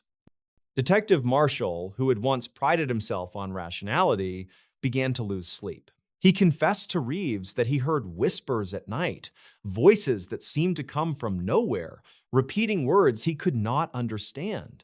Reeves, though skeptical, admitted that he too felt a constant pressure, a sense of being watched when alone. Their colleagues noticed their decline. What had begun as a case had become an obsession, one that clawed at their sanity with every passing day. The media attention swelled, with reporters descending on Ashford, painting it as a town cursed, a place gripped by an unseen terror. Residents began locking their doors before sundown, avoiding the streets after dark. Churches filled with people desperate for comfort, while others fled the town entirely. Businesses closed, leaving storefronts empty. The once quiet community had been hollowed out, consumed by fear. Then came the night that finally broke the detectives. It was bitterly cold, with frost coating the ground like glass. A call came in at 3:17 a.m., reporting movement at the abandoned railway tunnel where one of the bodies had been found. Marshall and Reeves rushed to the scene, flashlights cutting through the icy darkness. As they stepped inside the tunnel, their beams illuminated something that stopped them cold. The walls were no longer streaked with old graffiti, but covered in fresh blood, thick and wet, spelling out words they could almost read. As they moved deeper, the symbols began to shift, curving into forms that resembled letters, as though the unknown language had begun merging with English. And at the far end of the tunnel, sitting upright against the wall, was a figure they recognized. It was Harold Turner, the truck driver who had first called in the farmhouse discovery. His eyes were open, his expression frozen in terror, his hands clutching another parchment. On it, scrawled in shaky handwriting that was unmistakably human this time, were the words, "They are coming and you cannot stop them." The sound that followed was one Marshall would never forget. A low hum vibrating through the steel of the tunnel, so deep it rattled their bones. Reeves dropped his flashlight, and in that moment of darkness, something moved. Not footsteps, not the shifting of a person, but a ripple, as though the air itself was alive. When they scrambled back toward the entrance, both men swore they saw shadows that did not belong to them, stretching unnaturally along the walls, reaching out like hands. In the weeks that followed, the case unraveled. Reports were filed, but the words within them made no sense. Evidence vanished from storage, parchments crumbled to dust as though they had never existed. The higher authorities dismissed it all as hysteria, A town caught in the grip of collective fear, detectives who had worked themselves to exhaustion and lost their grip on reality. Marshall resigned not long after, retreating to a cabin in the woods where no one could reach him. Reeves disappeared entirely, his apartment left unlocked, his belongings untouched, as though he had simply walked out and never returned. The murders stopped as abruptly as they had begun, leaving behind no answers, only scars. To this day, the story of Ashford is whispered about in Pennsylvania, the tale of a mystery so profound it drove the best detectives to madness. Some claim it was a cult, others that it was something far older, something that had slipped into our world for reasons no one could explain. But those who were closest to it know one thing. It was not a case that could be solved. It was a message and perhaps a warning. And sometimes, late at night, in the silence of those empty streets, locals say you can still hear it. That low hum, faint but unmistakable, rolling through the hills like a promise. A sound that reminds them the mystery was never truly over. It was only waiting. Unsolved crimes hidden in plain sight.t. The night was colder than usual when the first reports came in. In a small town surrounded by miles of farmland and quiet back roads, the local police received a call just after midnight. The voice on the other end of the line was shaky, almost frantic. A man had been seen standing under a flickering streetlight on Ashwood Lane, not moving, not speaking, just staring. The caller thought he was drunk at first, but then realized something was deeply wrong. The figure wasn't swaying or shivering in the chill. He was perfectly still, like a statue, his face lost in the shadows. When officers finally arrived, minutes later, the man was gone, leaving only a pair of muddy footprints pressed into the damp pavement. Before we begin, tell me, where are you listening from, and what time is it there? At the time, it didn't seem like much, just another strange incident in a town that rarely made headlines. But within weeks, more calls followed. A woman driving home late saw a figure crouched near the old railway bridge, holding what looked like a torn piece of clothing. When she slowed down to look closer, the figure stepped back into the darkness, vanishing almost instantly. She swore she had seen blood on his hands. Others began reporting bizarre encounters, fleeting glimpses of someone standing in places no one should be at those hours. Near the school playground at night, in the overgrown cemetery by the church, in the windows of houses that had been abandoned for years, always watching, always silent. The unease spread quietly through town. People avoided walking after dark, doors were locked earlier than usual, and whispers carried in hushed tones about someone out there who didn't belong. Yet no one could have predicted what was about to unfold. One morning, a local farmer named Thomas failed to return from his routine before dawn chores. His wife went looking for him near the barn and found the doors ajar, a lantern still burning faintly inside. But Thomas was nowhere. His boots were left in the dirt as if he had stepped out of them. His coat hung neatly on a nail, untouched. Search parties combed the fields, calling his name until sunrise painted the horizon, but there was no sign of him. Days later, the sheriff's department received a brown envelope slipped under their office door. Inside was a photograph, grainy and dark. It showed Thomas standing under that same streetlight on Ashwood Lane, staring into the camera with lifeless eyes.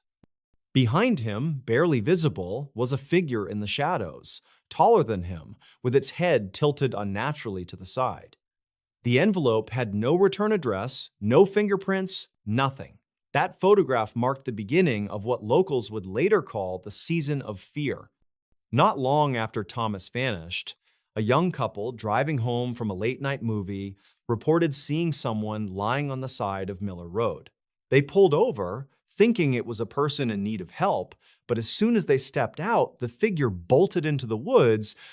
The man gave chase for a few steps before stopping. Because the fleeing figure didn't run like a person, it moved in jerks and lurches, arms hanging at strange angles, its head snapping from side to side as if it were searching in the dark.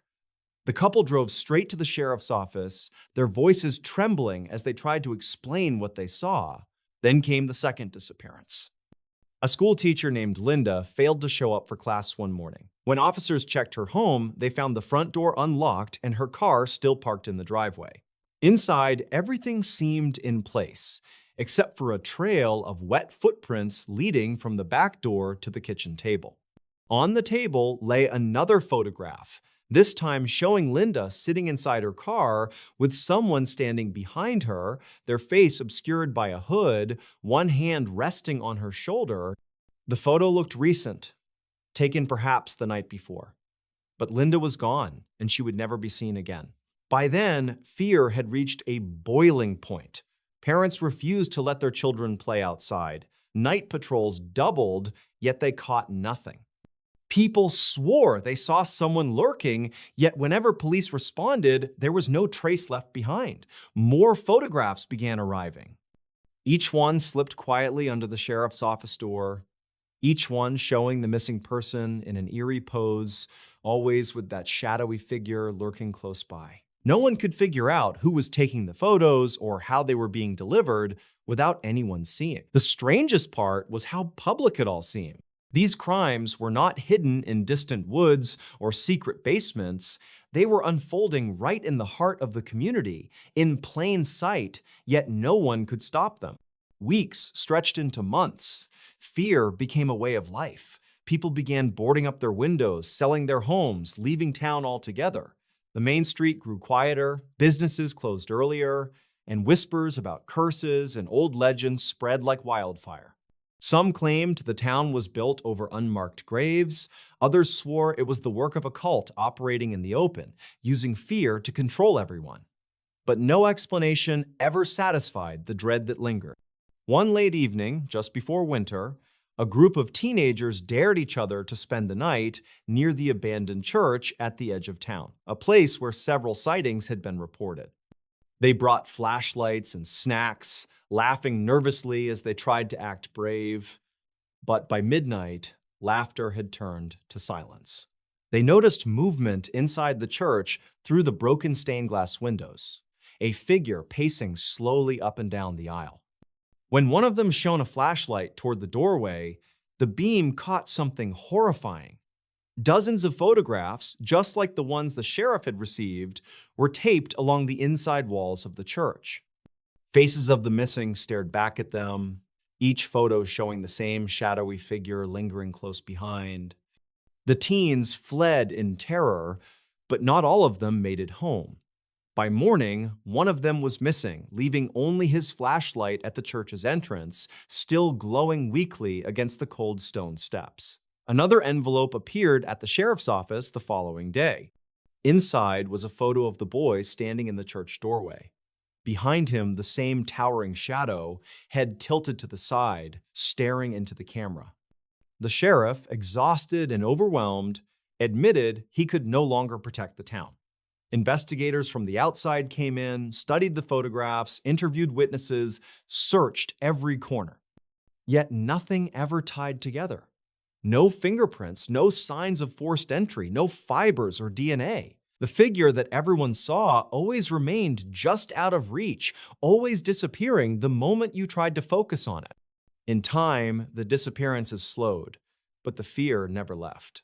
The town became hollow, many families abandoning their homes. The church was sealed, the roads grew empty, and even now, those who live nearby refuse to speak of what happened. They say if you drive down Ashwood Lane late at night, you might see someone standing perfectly still under the streetlight, staring without blinking, waiting. And if you stop to look too long, you might find an envelope on your doorstep the very next morning holding a photograph of yourself with that same figure standing right behind you. To this day, the crimes remain unsolved, the photographs remain locked away in evidence files, and the figure that haunted the town has never been identified. It all happened in plain sight in front of neighbors, friends, and family, yet no one was able to stop it. And perhaps that is the most terrifying part, that the truth was never hiding. It was standing right there, watching as people vanished one by one into the darkness. Cases too disturbing for the headlines. On a cold evening in late autumn, when the air carried that sharp bite that seemed to creep straight into the bones. A small town in Pennsylvania found itself at the center of a nightmare that would never be printed in its local paper. The town was quiet. Rows of dimly lit houses along narrow streets, the kind of place where people locked their doors but still trusted their neighbors enough to wave goodnight. Nothing extraordinary ever happened there until one night when something so disturbing unfolded that even the most hardened investigators struggled to put it into words. Before we begin, tell me, where are you listening from and what time is it there? It began just after 9 when a call came into the county sheriff's office. A neighbor reported hearing screams coming from a farmhouse that stood on the edge of town. The farmhouse was old, weathered wood splintering beneath layers of paint that had long since given up fighting the years. For decades, it had been home to a family that mostly kept to themselves. The caller's voice shook as he described the sound, high-pitched, ragged, not the kind of cry you'd expect from someone startled or angry. It was the kind of scream that made the hair on your arms stand straight, the kind that hinted at something primal, something wrong. 2 deputies arrived on scene within minutes. The yard was silent, the gravel driveway scattered with wet leaves, the porch light flickered, swaying slightly in the wind. They approached cautiously, knocking on the door, announcing themselves. No answer. What they found when they stepped inside would haunt them for years to come. The living room smelled faintly of iron and smoke. Furniture was overturned, photographs shattered on the floor, glass crunching under their boots. The deputies moved slowly, flashlights cutting through the shadows. In the kitchen, the table was set for dinner, plates still warm, food untouched. Chairs lay scattered as though people had been startled in the middle of a meal, and then in the hallway leading to the bedrooms, they saw it.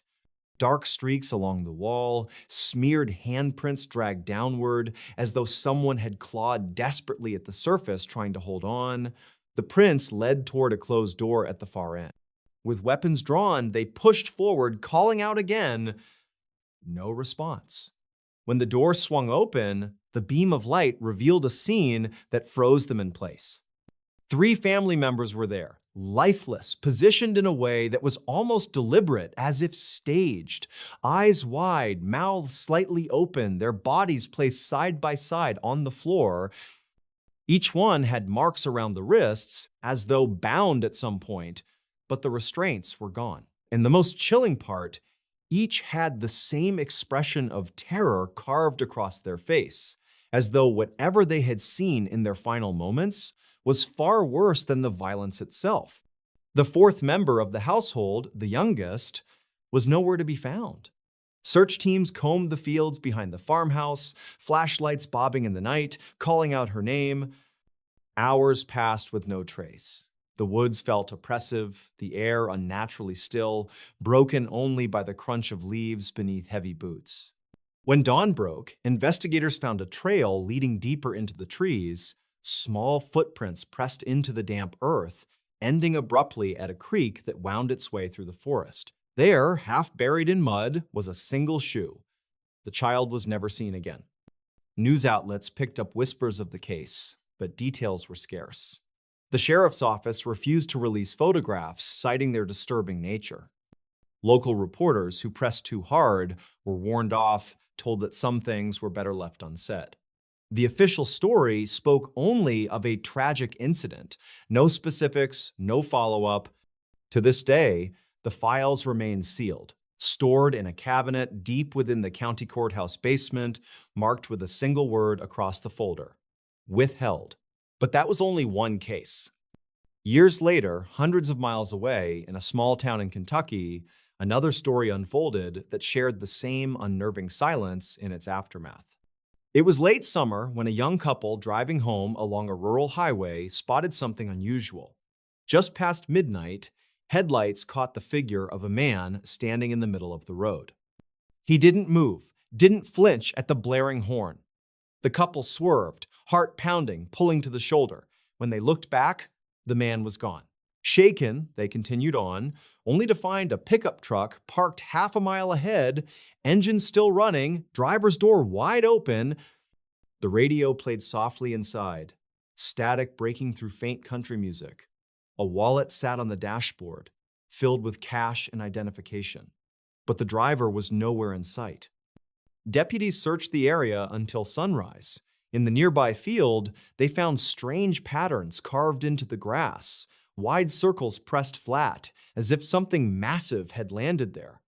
The missing man's footprints were scattered, moving in frantic directions before cutting off completely at the edge of one of the circles. No signs of struggle, no evidence of where he went. The case was quietly filed as a missing person. But investigators who had seen the scene spoke privately of something they couldn't explain. The story never reached the papers. There are dozens more hidden away in forgotten archives.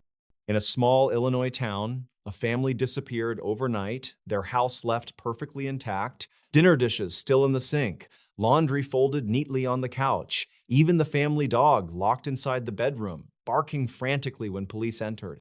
Every trace of the family was gone. No sign of forced entry, no struggle, just silence. Weeks of searching turned up nothing. Eventually, the house was sold, repainted, and passed to a new family. But neighbors whispered about lights flickering in the windows late at night, shadows moving when the house should have been empty. None of those reports were ever taken seriously. The official story vanished into silence. And in Oregon, a group of hikers stumbled across something they would never forget. Deep in the woods, miles from any trail, they found a clearing filled with dozens of animal bones arranged in intricate patterns. At the center, a large wooden cross stood upright, draped in torn pieces of clothing. Tucked into the branches above, a weathered photograph of a child smiled down, pinned with rusted nails. Authorities who investigated labeled it a disturbed individual's work, dismissed it as unsettling but not criminal. Yet those who saw it firsthand swore that the bones weren't all animal. Some, they insisted, looked far too human. These are cases too disturbing for the headlines, stories that never made it to the evening news, hidden behind closed doors and sealed files. They are spoken about in hushed tones by investigators long since retired, men and women who wake in the night with memories of things they cannot forget. The public will never know the full details. Perhaps it is mercy, perhaps it is fear. Because sometimes what really happens in the shadows of small towns and quiet highways is far worse than any headline could ever capture. And sometimes the silence that follows is the loudest sound of all. Terrifying cases that made no senses. It was a late autumn evening in the small town of Millwood, Ohio, when the first case shook the quiet community. The air was crisp, leaves scattered across empty streets, and the town had already begun preparing for the long winter ahead. At around 9 o'clock that night, residents along Cedar Avenue reported a series of strange sounds echoing through the neighborhood. Some said it was a scream, others insisted it was more like a distorted cry, almost mechanical in tone. What made it even more unsettling was that when police arrived, within minutes, there was no one outside, no signs of struggle, and no reason at all for the chilling noise that dozens had claimed to hear.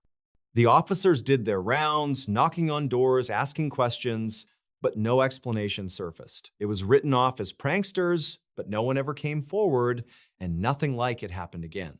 The silence that followed only deepened the mystery, leaving a scar in the memory of everyone who heard it. Before we begin, tell me, where are you listening from, and what time is it there? A few weeks later, just before sunrise, an even stranger case occurred. A truck driver passing through Interstate 71 near Columbus pulled over at a rest stop to grab some coffee and stretch his legs. He noticed a small sedan parked at the farthest corner of the lot, engine still running, headlights dim in the fog. At first, he thought someone was sleeping inside, but as he approached, he realized the driver's door was wide open and the car was completely empty. The keys dangled in the ignition, a purse was on the passenger seat, and the dashboard showed that the vehicle had barely been driven in the last few hours. State troopers were called, and they carefully combed the area, but there were no footprints leading away from the car, no evidence of foul play, and no sign of the owner anywhere. It was as though the driver had simply vanished into thin air. Days turned into weeks, missing posters went up, and news outlets speculated endlessly, but no trace of the person was ever found. The case became known among locals as the car that drove itself, an unsolved event that to this day haunts truckers who pass that lonely rest stop before dawn. Then came the winter storm in Michigan, where an isolated farmhouse near Traverse City became the center of another unsolvable case. On a January night, as snow piled high and winds howled through the trees, neighbors noticed that the lights in the farmhouse flickered wildly before going completely dark. A family of 4 lived there, known in the community for keeping to themselves. When police arrived after a concerned neighbor called the station, they found the front door partially open, snow drifting inside the entryway. The strange part was that the house showed no signs of disturbance. Dinner was set neatly on the table, the fire in the fireplace had been left burning, and children's toys lay scattered across the living room rug.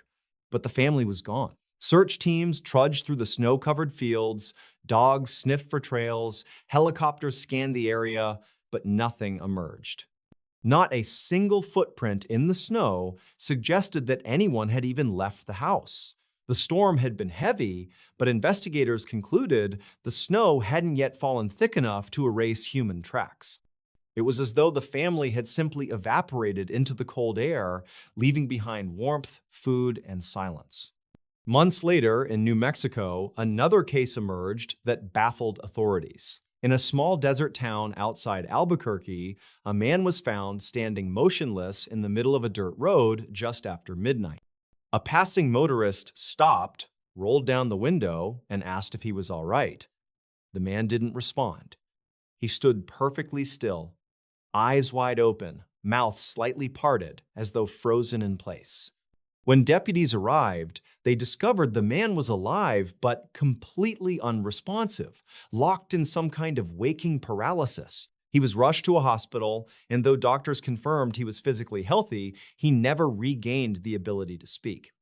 He only stared blankly ahead, unblinking for long stretches, murmuring incoherent words that no one could decipher. Authorities identified him through fingerprints, but when they reached his relatives across state lines, they learned he had been reported missing 3 months earlier, hundreds of miles away.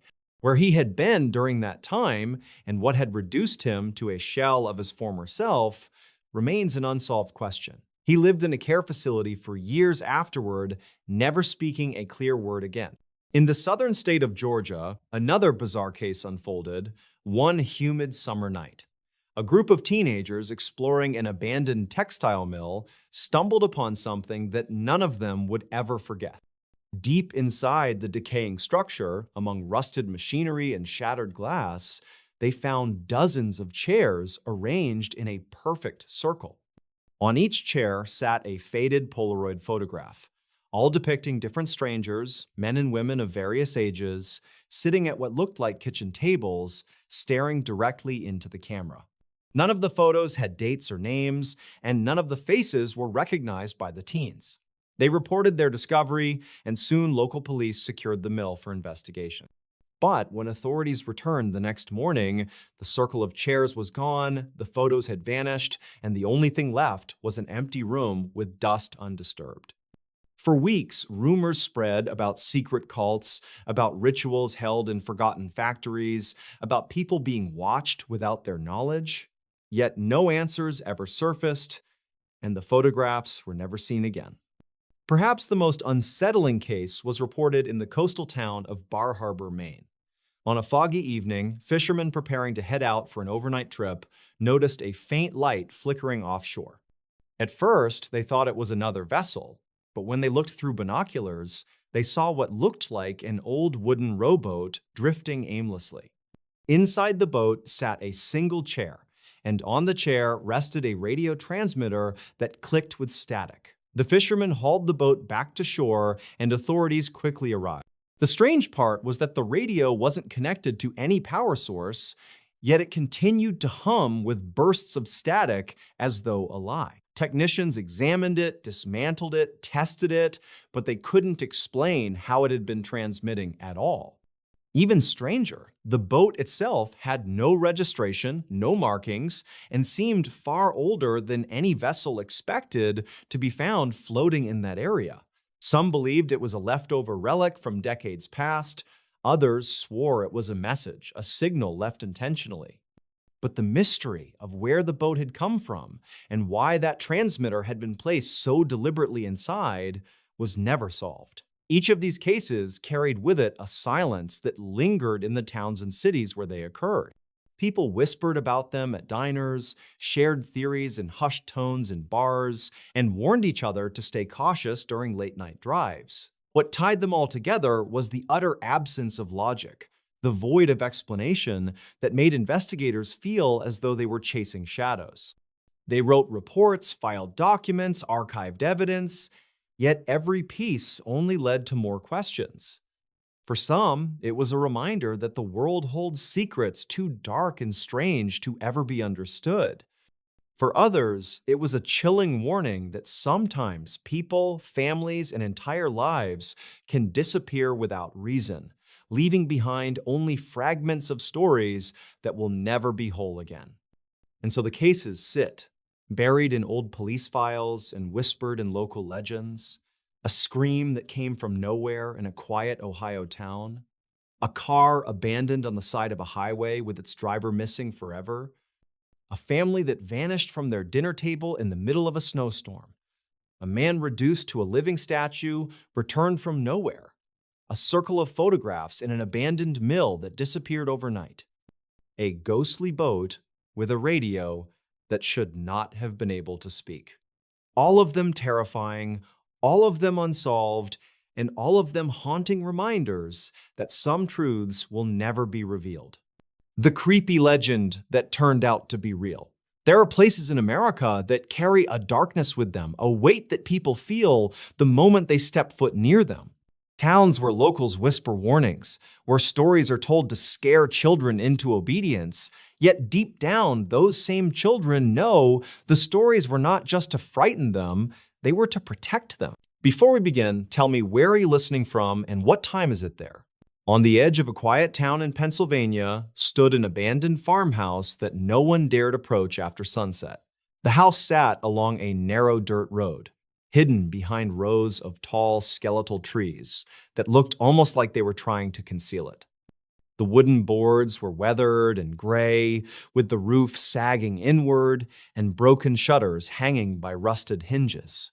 To anyone passing by, it was just another decaying building in the countryside, but for the people who lived nearby, it was known as the house that should never be entered. The legend had been whispered for decades. People spoke of screams that carried through the woods at night, of lantern lights flickering in the upper windows, even though the place had no electricity. Travelers claimed to see a figure standing motionless at the end of the road, a silhouette with no face, before it suddenly vanished. The story went further, darker, telling of a family who once lived there, a family that had mysteriously vanished one cold November night. No one could ever explain what happened, but when authorities entered the farmhouse, they said the dinner table was set as if the family had been about to eat. The food was untouched, and the chairs were neatly tucked in. It was as though the people had simply stood up, walked out into the woods, and never returned. For years, nobody dared to touch the property. Nature reclaimed the land, vines crept up the siding, and the windows were clouded with grime. But the legend lived on.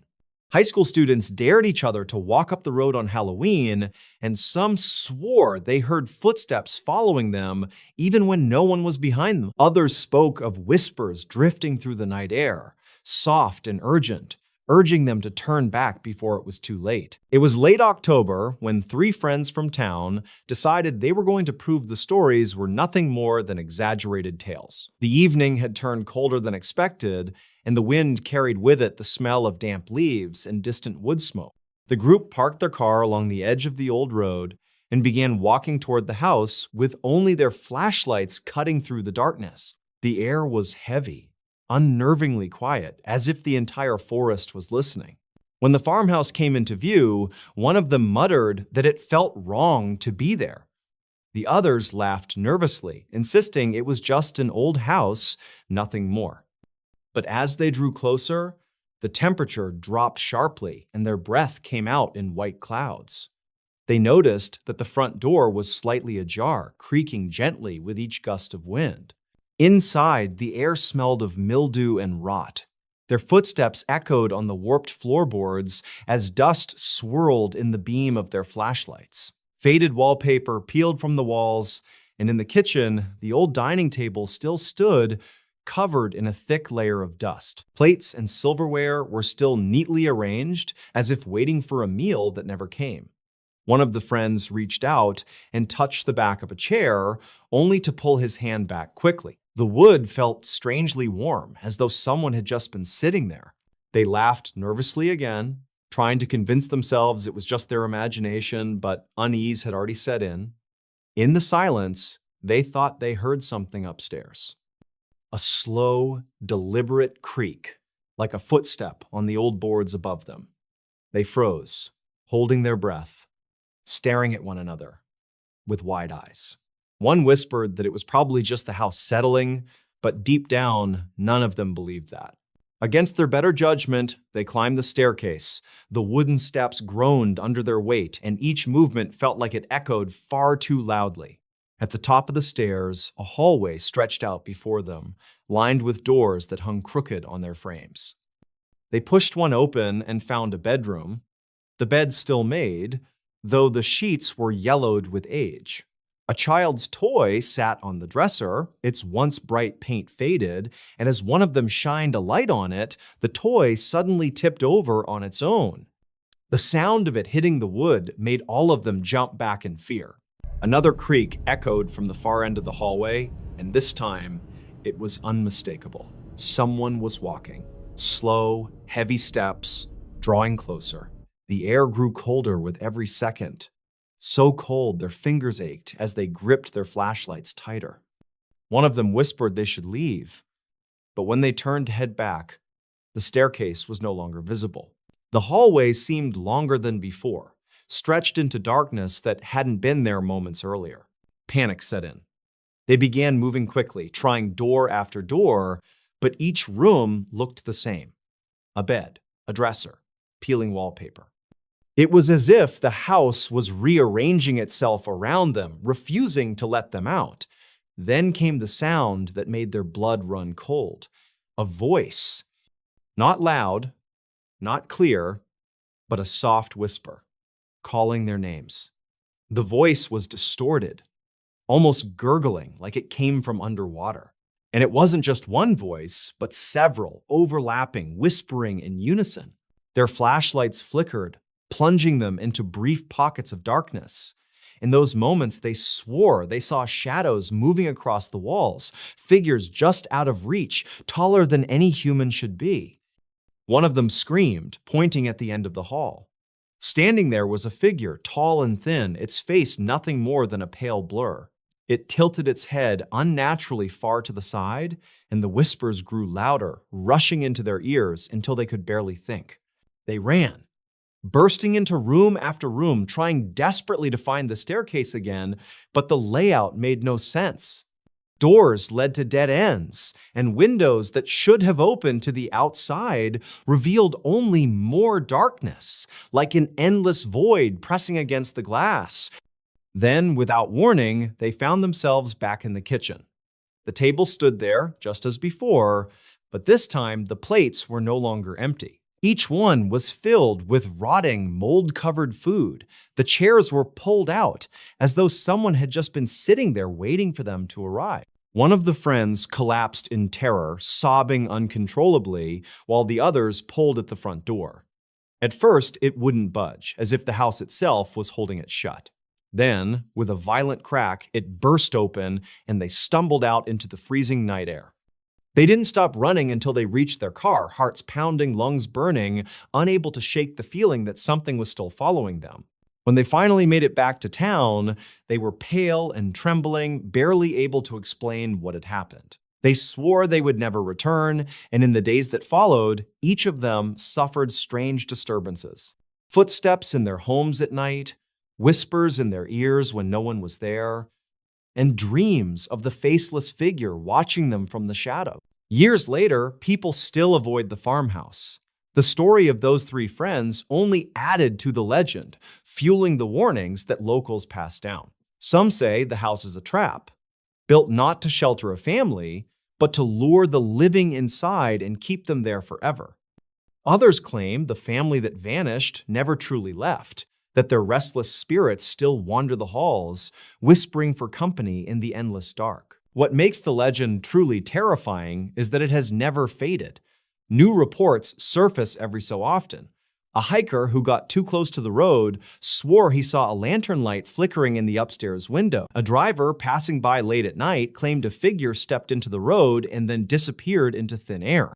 Some say if you stand outside the farmhouse at midnight, you can hear the sound of chairs scraping across the wooden floor, and if you don't leave immediately, you'll never walk out again. The farmhouse still stands, decaying but undefeated, as if time itself refuses to touch it.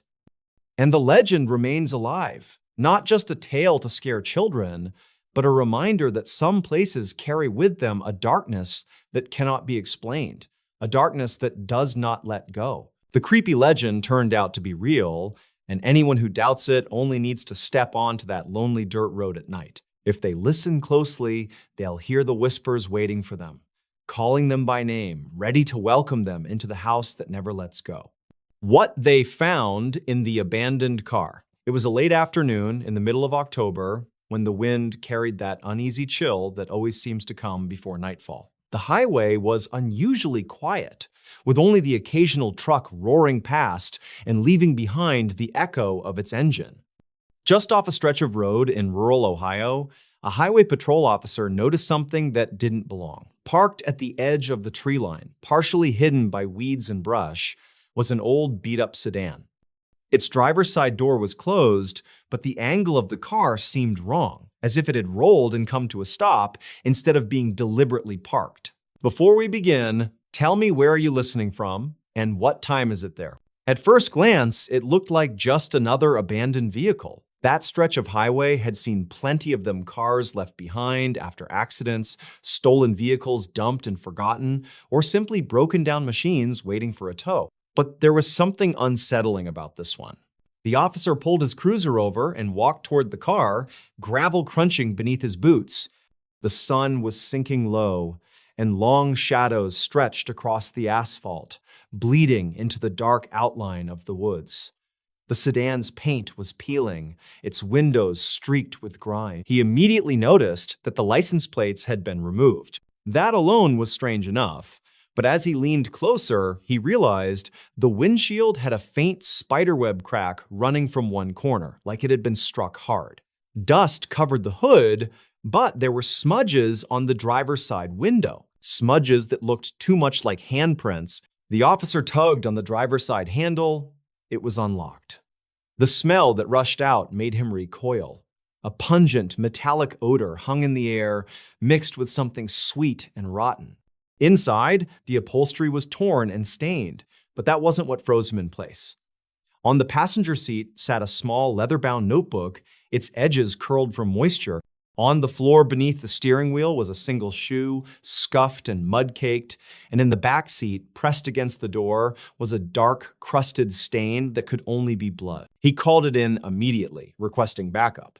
Within the hour, state police and investigators arrived, their headlights cutting through the growing darkness. They taped off the area and began their work, pulling on gloves, photographing every detail, carefully dusting for prints. But the deeper they looked, the stranger the situation became. There was no wallet, no ID, nothing that could identify who had driven the car. The glove compartment had been emptied except for a broken pen and a crumpled fast food receipt. But the date on that receipt was weeks old.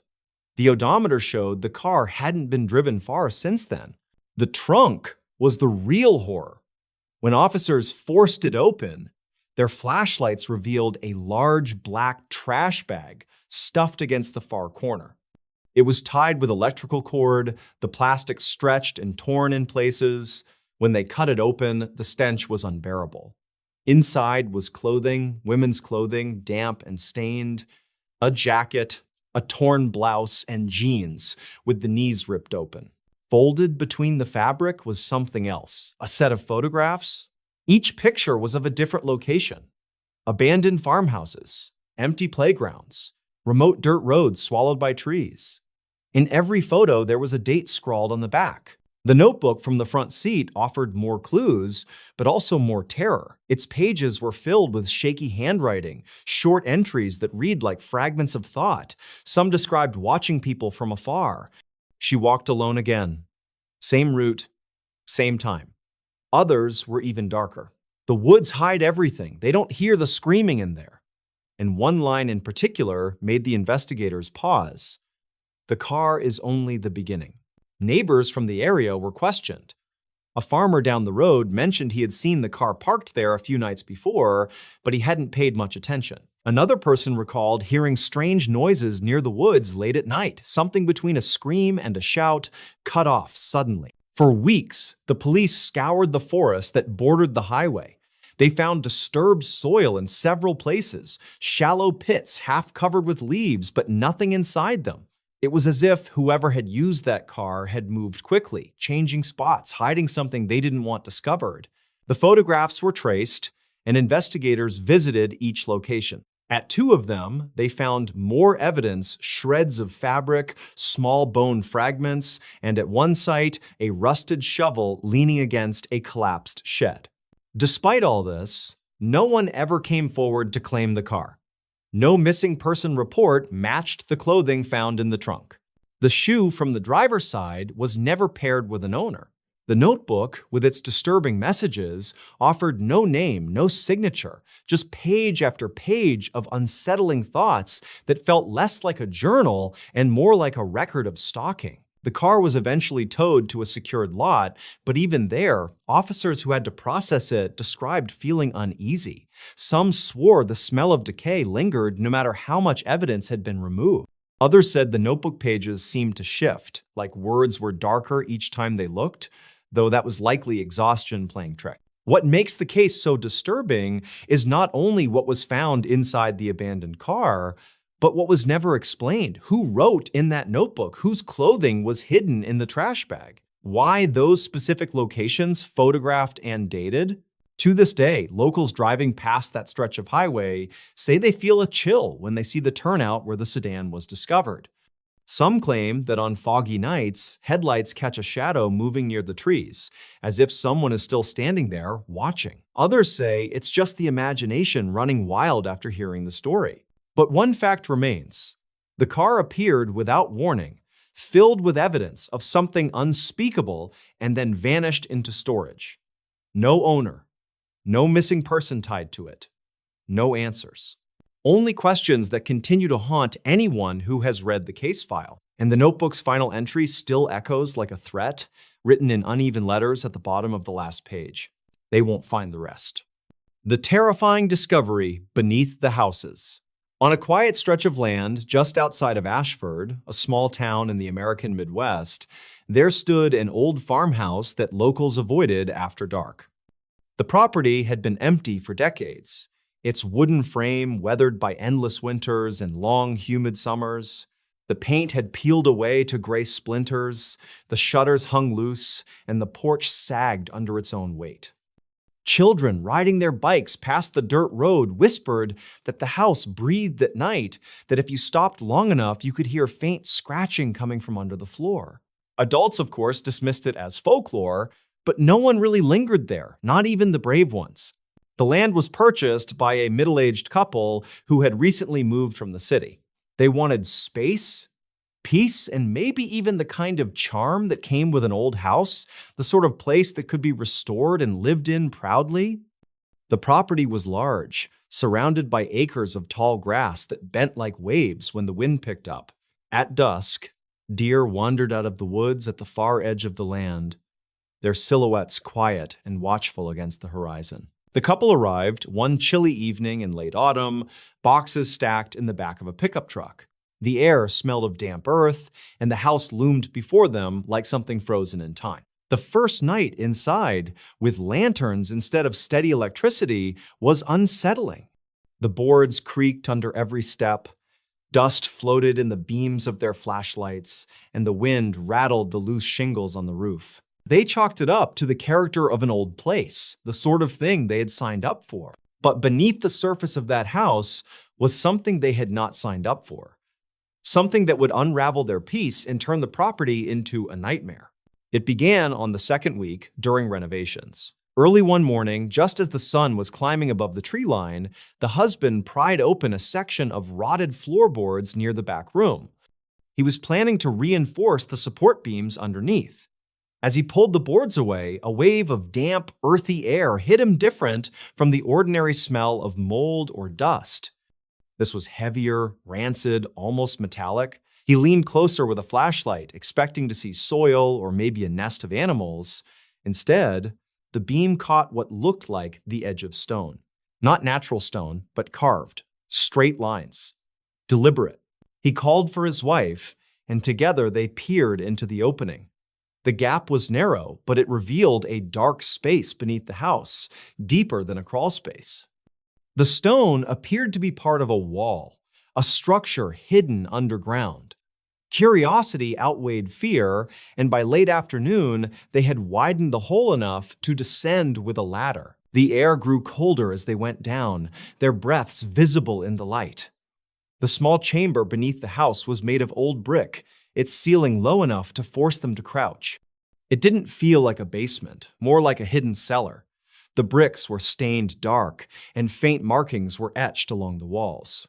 Some looked like crude symbols, others like scratch marks made by desperate hands. In the far corner of the chamber sat a wooden chest, its lid swollen with age. The husband hesitated, but the wife urged him to open it. When the lid groaned upward, the smell of decay flooded the room. Inside were bundles of fabric, blackened and brittle with age. At first, they thought it was clothing, until the wife noticed what was wrapped inside the folds. Small bones, stacked carefully, arranged as if someone had placed them with intention. They recoiled in shock. These were not animal remains, they were unmistakably human. The couple scrambled back to the ladder, their flashlights shaking in their hands, the air pressing heavy on their chests. Once outside, they sat on the porch in silence, staring at the tree line as the sky dimmed into twilight. Neither wanted to be the first to admit what they had found. That night, the scratching began. At first, it was faint, like mice scuttling behind the walls. But as the hours dragged on, the sound grew sharper, more deliberate. Long drags across the wood, as though someone with broken nails was clawing upward from beneath the floor. Sleep was impossible. The wife swore she heard muffled cries beneath the house, not loud enough to be words, but rhythmic, pleading. The husband dismissed it as imagination, though his own hands trembled as he lit another lantern. Around 3 a.m, every lantern in the house flickered at once, and the scratching stopped. The silence was worse than the sound. The following morning, the couple decided to contact the county sheriff. When deputies arrived, they descended into the cellar with masks and stronger lights. Hours passed, and when they resurfaced, their faces were pale. They confirmed the bones were human. Multiple sets. Children and adults alike. The chamber beneath the house was larger than it first appeared, extending into narrow tunnels.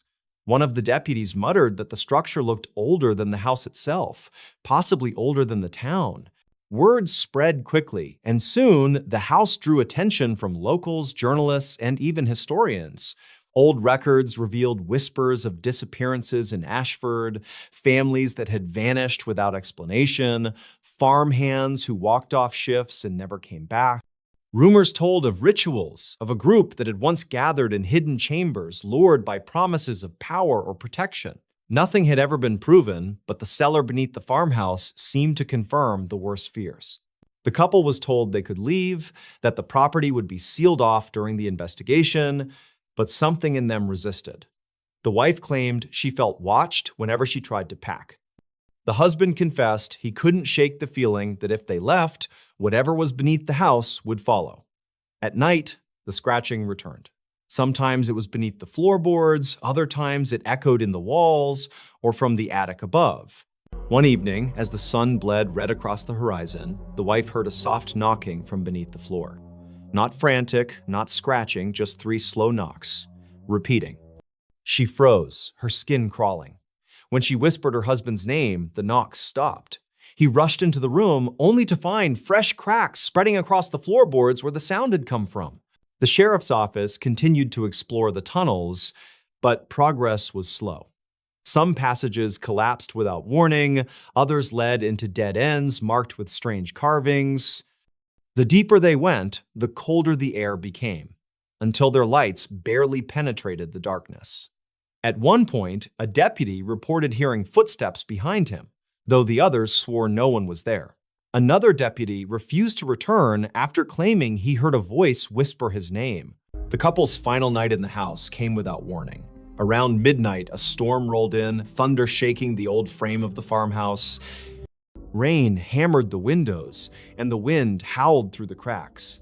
In the chaos, the wife screamed. Her husband rushed to her, only to see her standing in the living room pointing at the floor. The boards had begun to bow upward, as if something beneath them was pressing against the wood. The scratching was deafening now, joined by muffled cries, dozens of voices rising in agony.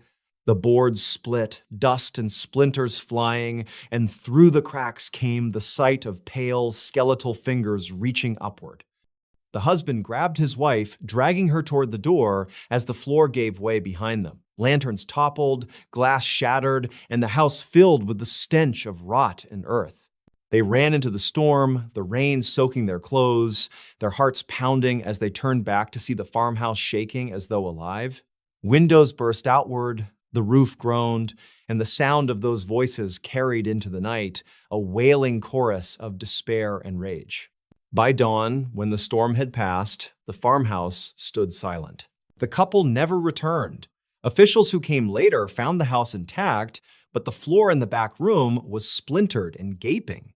The chamber below had collapsed, burying whatever tunnels had existed. The chest was gone. To this day, locals say the farmhouse remains cursed. Hunters who pass by at night claim they see lantern light flickering in the windows, though the property has long been abandoned. Some swear they hear scratching when the wind is still. Others say if you press your ear to the ground near the back of the house, you can hear faint knocking, patient and deliberate, waiting for someone to answer. And in Ashford, no one dares to buy the property anymore. The land sits empty, the farmhouse sagging deeper into decay, its secrets sealed beneath the soil. But every so often, when the moon is high and the air is still, the town remembers what was found under that house. And they whisper of the terrifying discovery that was never fully explained, a reminder that some places are built on more than just earth and stone. Some are built on something far darker.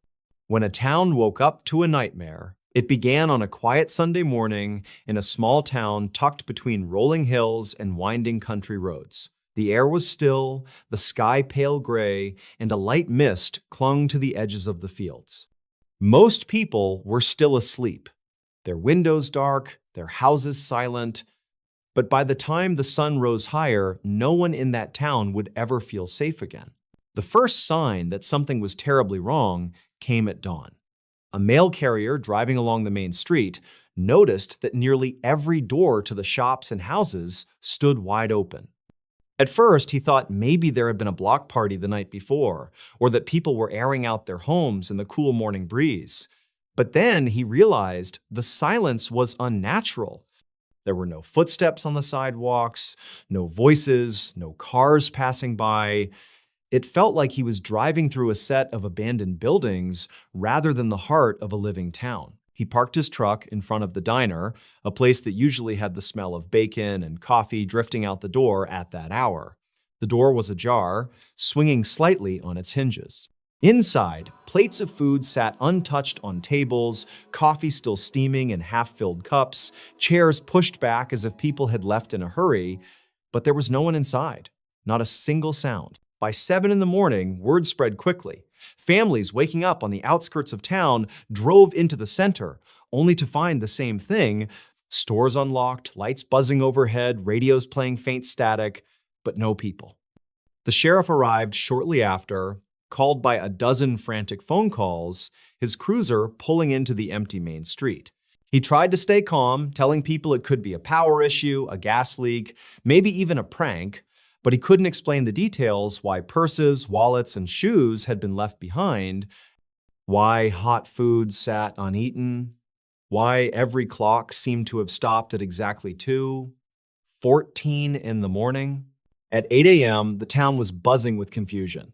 Families gathered together, some crying, some refusing to step foot into the center. A few of the men decided to search the streets more thoroughly. They went into the barber shop, the pharmacy, the small movie theater. Everywhere they looked, the story was the same places, frozen in time, abandoned in the middle of the night, as if hundreds of people had simply stood up and walked away in unison. When they reached the church, they found the pews empty, but hymnals scattered across the floor. A single candle still burned at the altar, its wax pooled into a puddle, but no one was inside. Outside, the sheriff stood with his radio pressed to his mouth, calling the state police, but the line was filled with nothing but static. The phones inside the diner, the offices, even the switchboard at the town hall were all dead. The fear began to spread like wildfire. Mothers clutched their children, fathers paced the sidewalks, muttering under their breath. The sheriff finally ordered that no one go inside the town alone. Small groups began to search, some heading toward the school, others into the residential blocks. At 9:30, a group of 3 entered a row of houses along Pine Street. The first house was neat and tidy, the front door hanging open. Breakfast sat half-eaten on the table, the back door unlocked, but no one was there. The second house had the same eerie silence. But when they reached the third house, they found something that made one of the men scream so loudly it echoed down the street. On the living room floor was a deep black stain, as if the carpet had been burned or melted in a perfect circle. In the center of the circle, they found a child's toy, a wooden train, charred black as if it had been exposed to fire. Yet nothing else in the room was burned. The walls, the furniture, even the magazines on the coffee table were untouched. The men ran back outside, pale and shaking, telling everyone what they had seen. Panic broke out. Some people wanted to leave immediately, to drive as far as they could, but when they tried, they discovered something even worse. Every road leading out of the town was blocked. Not by cars, not by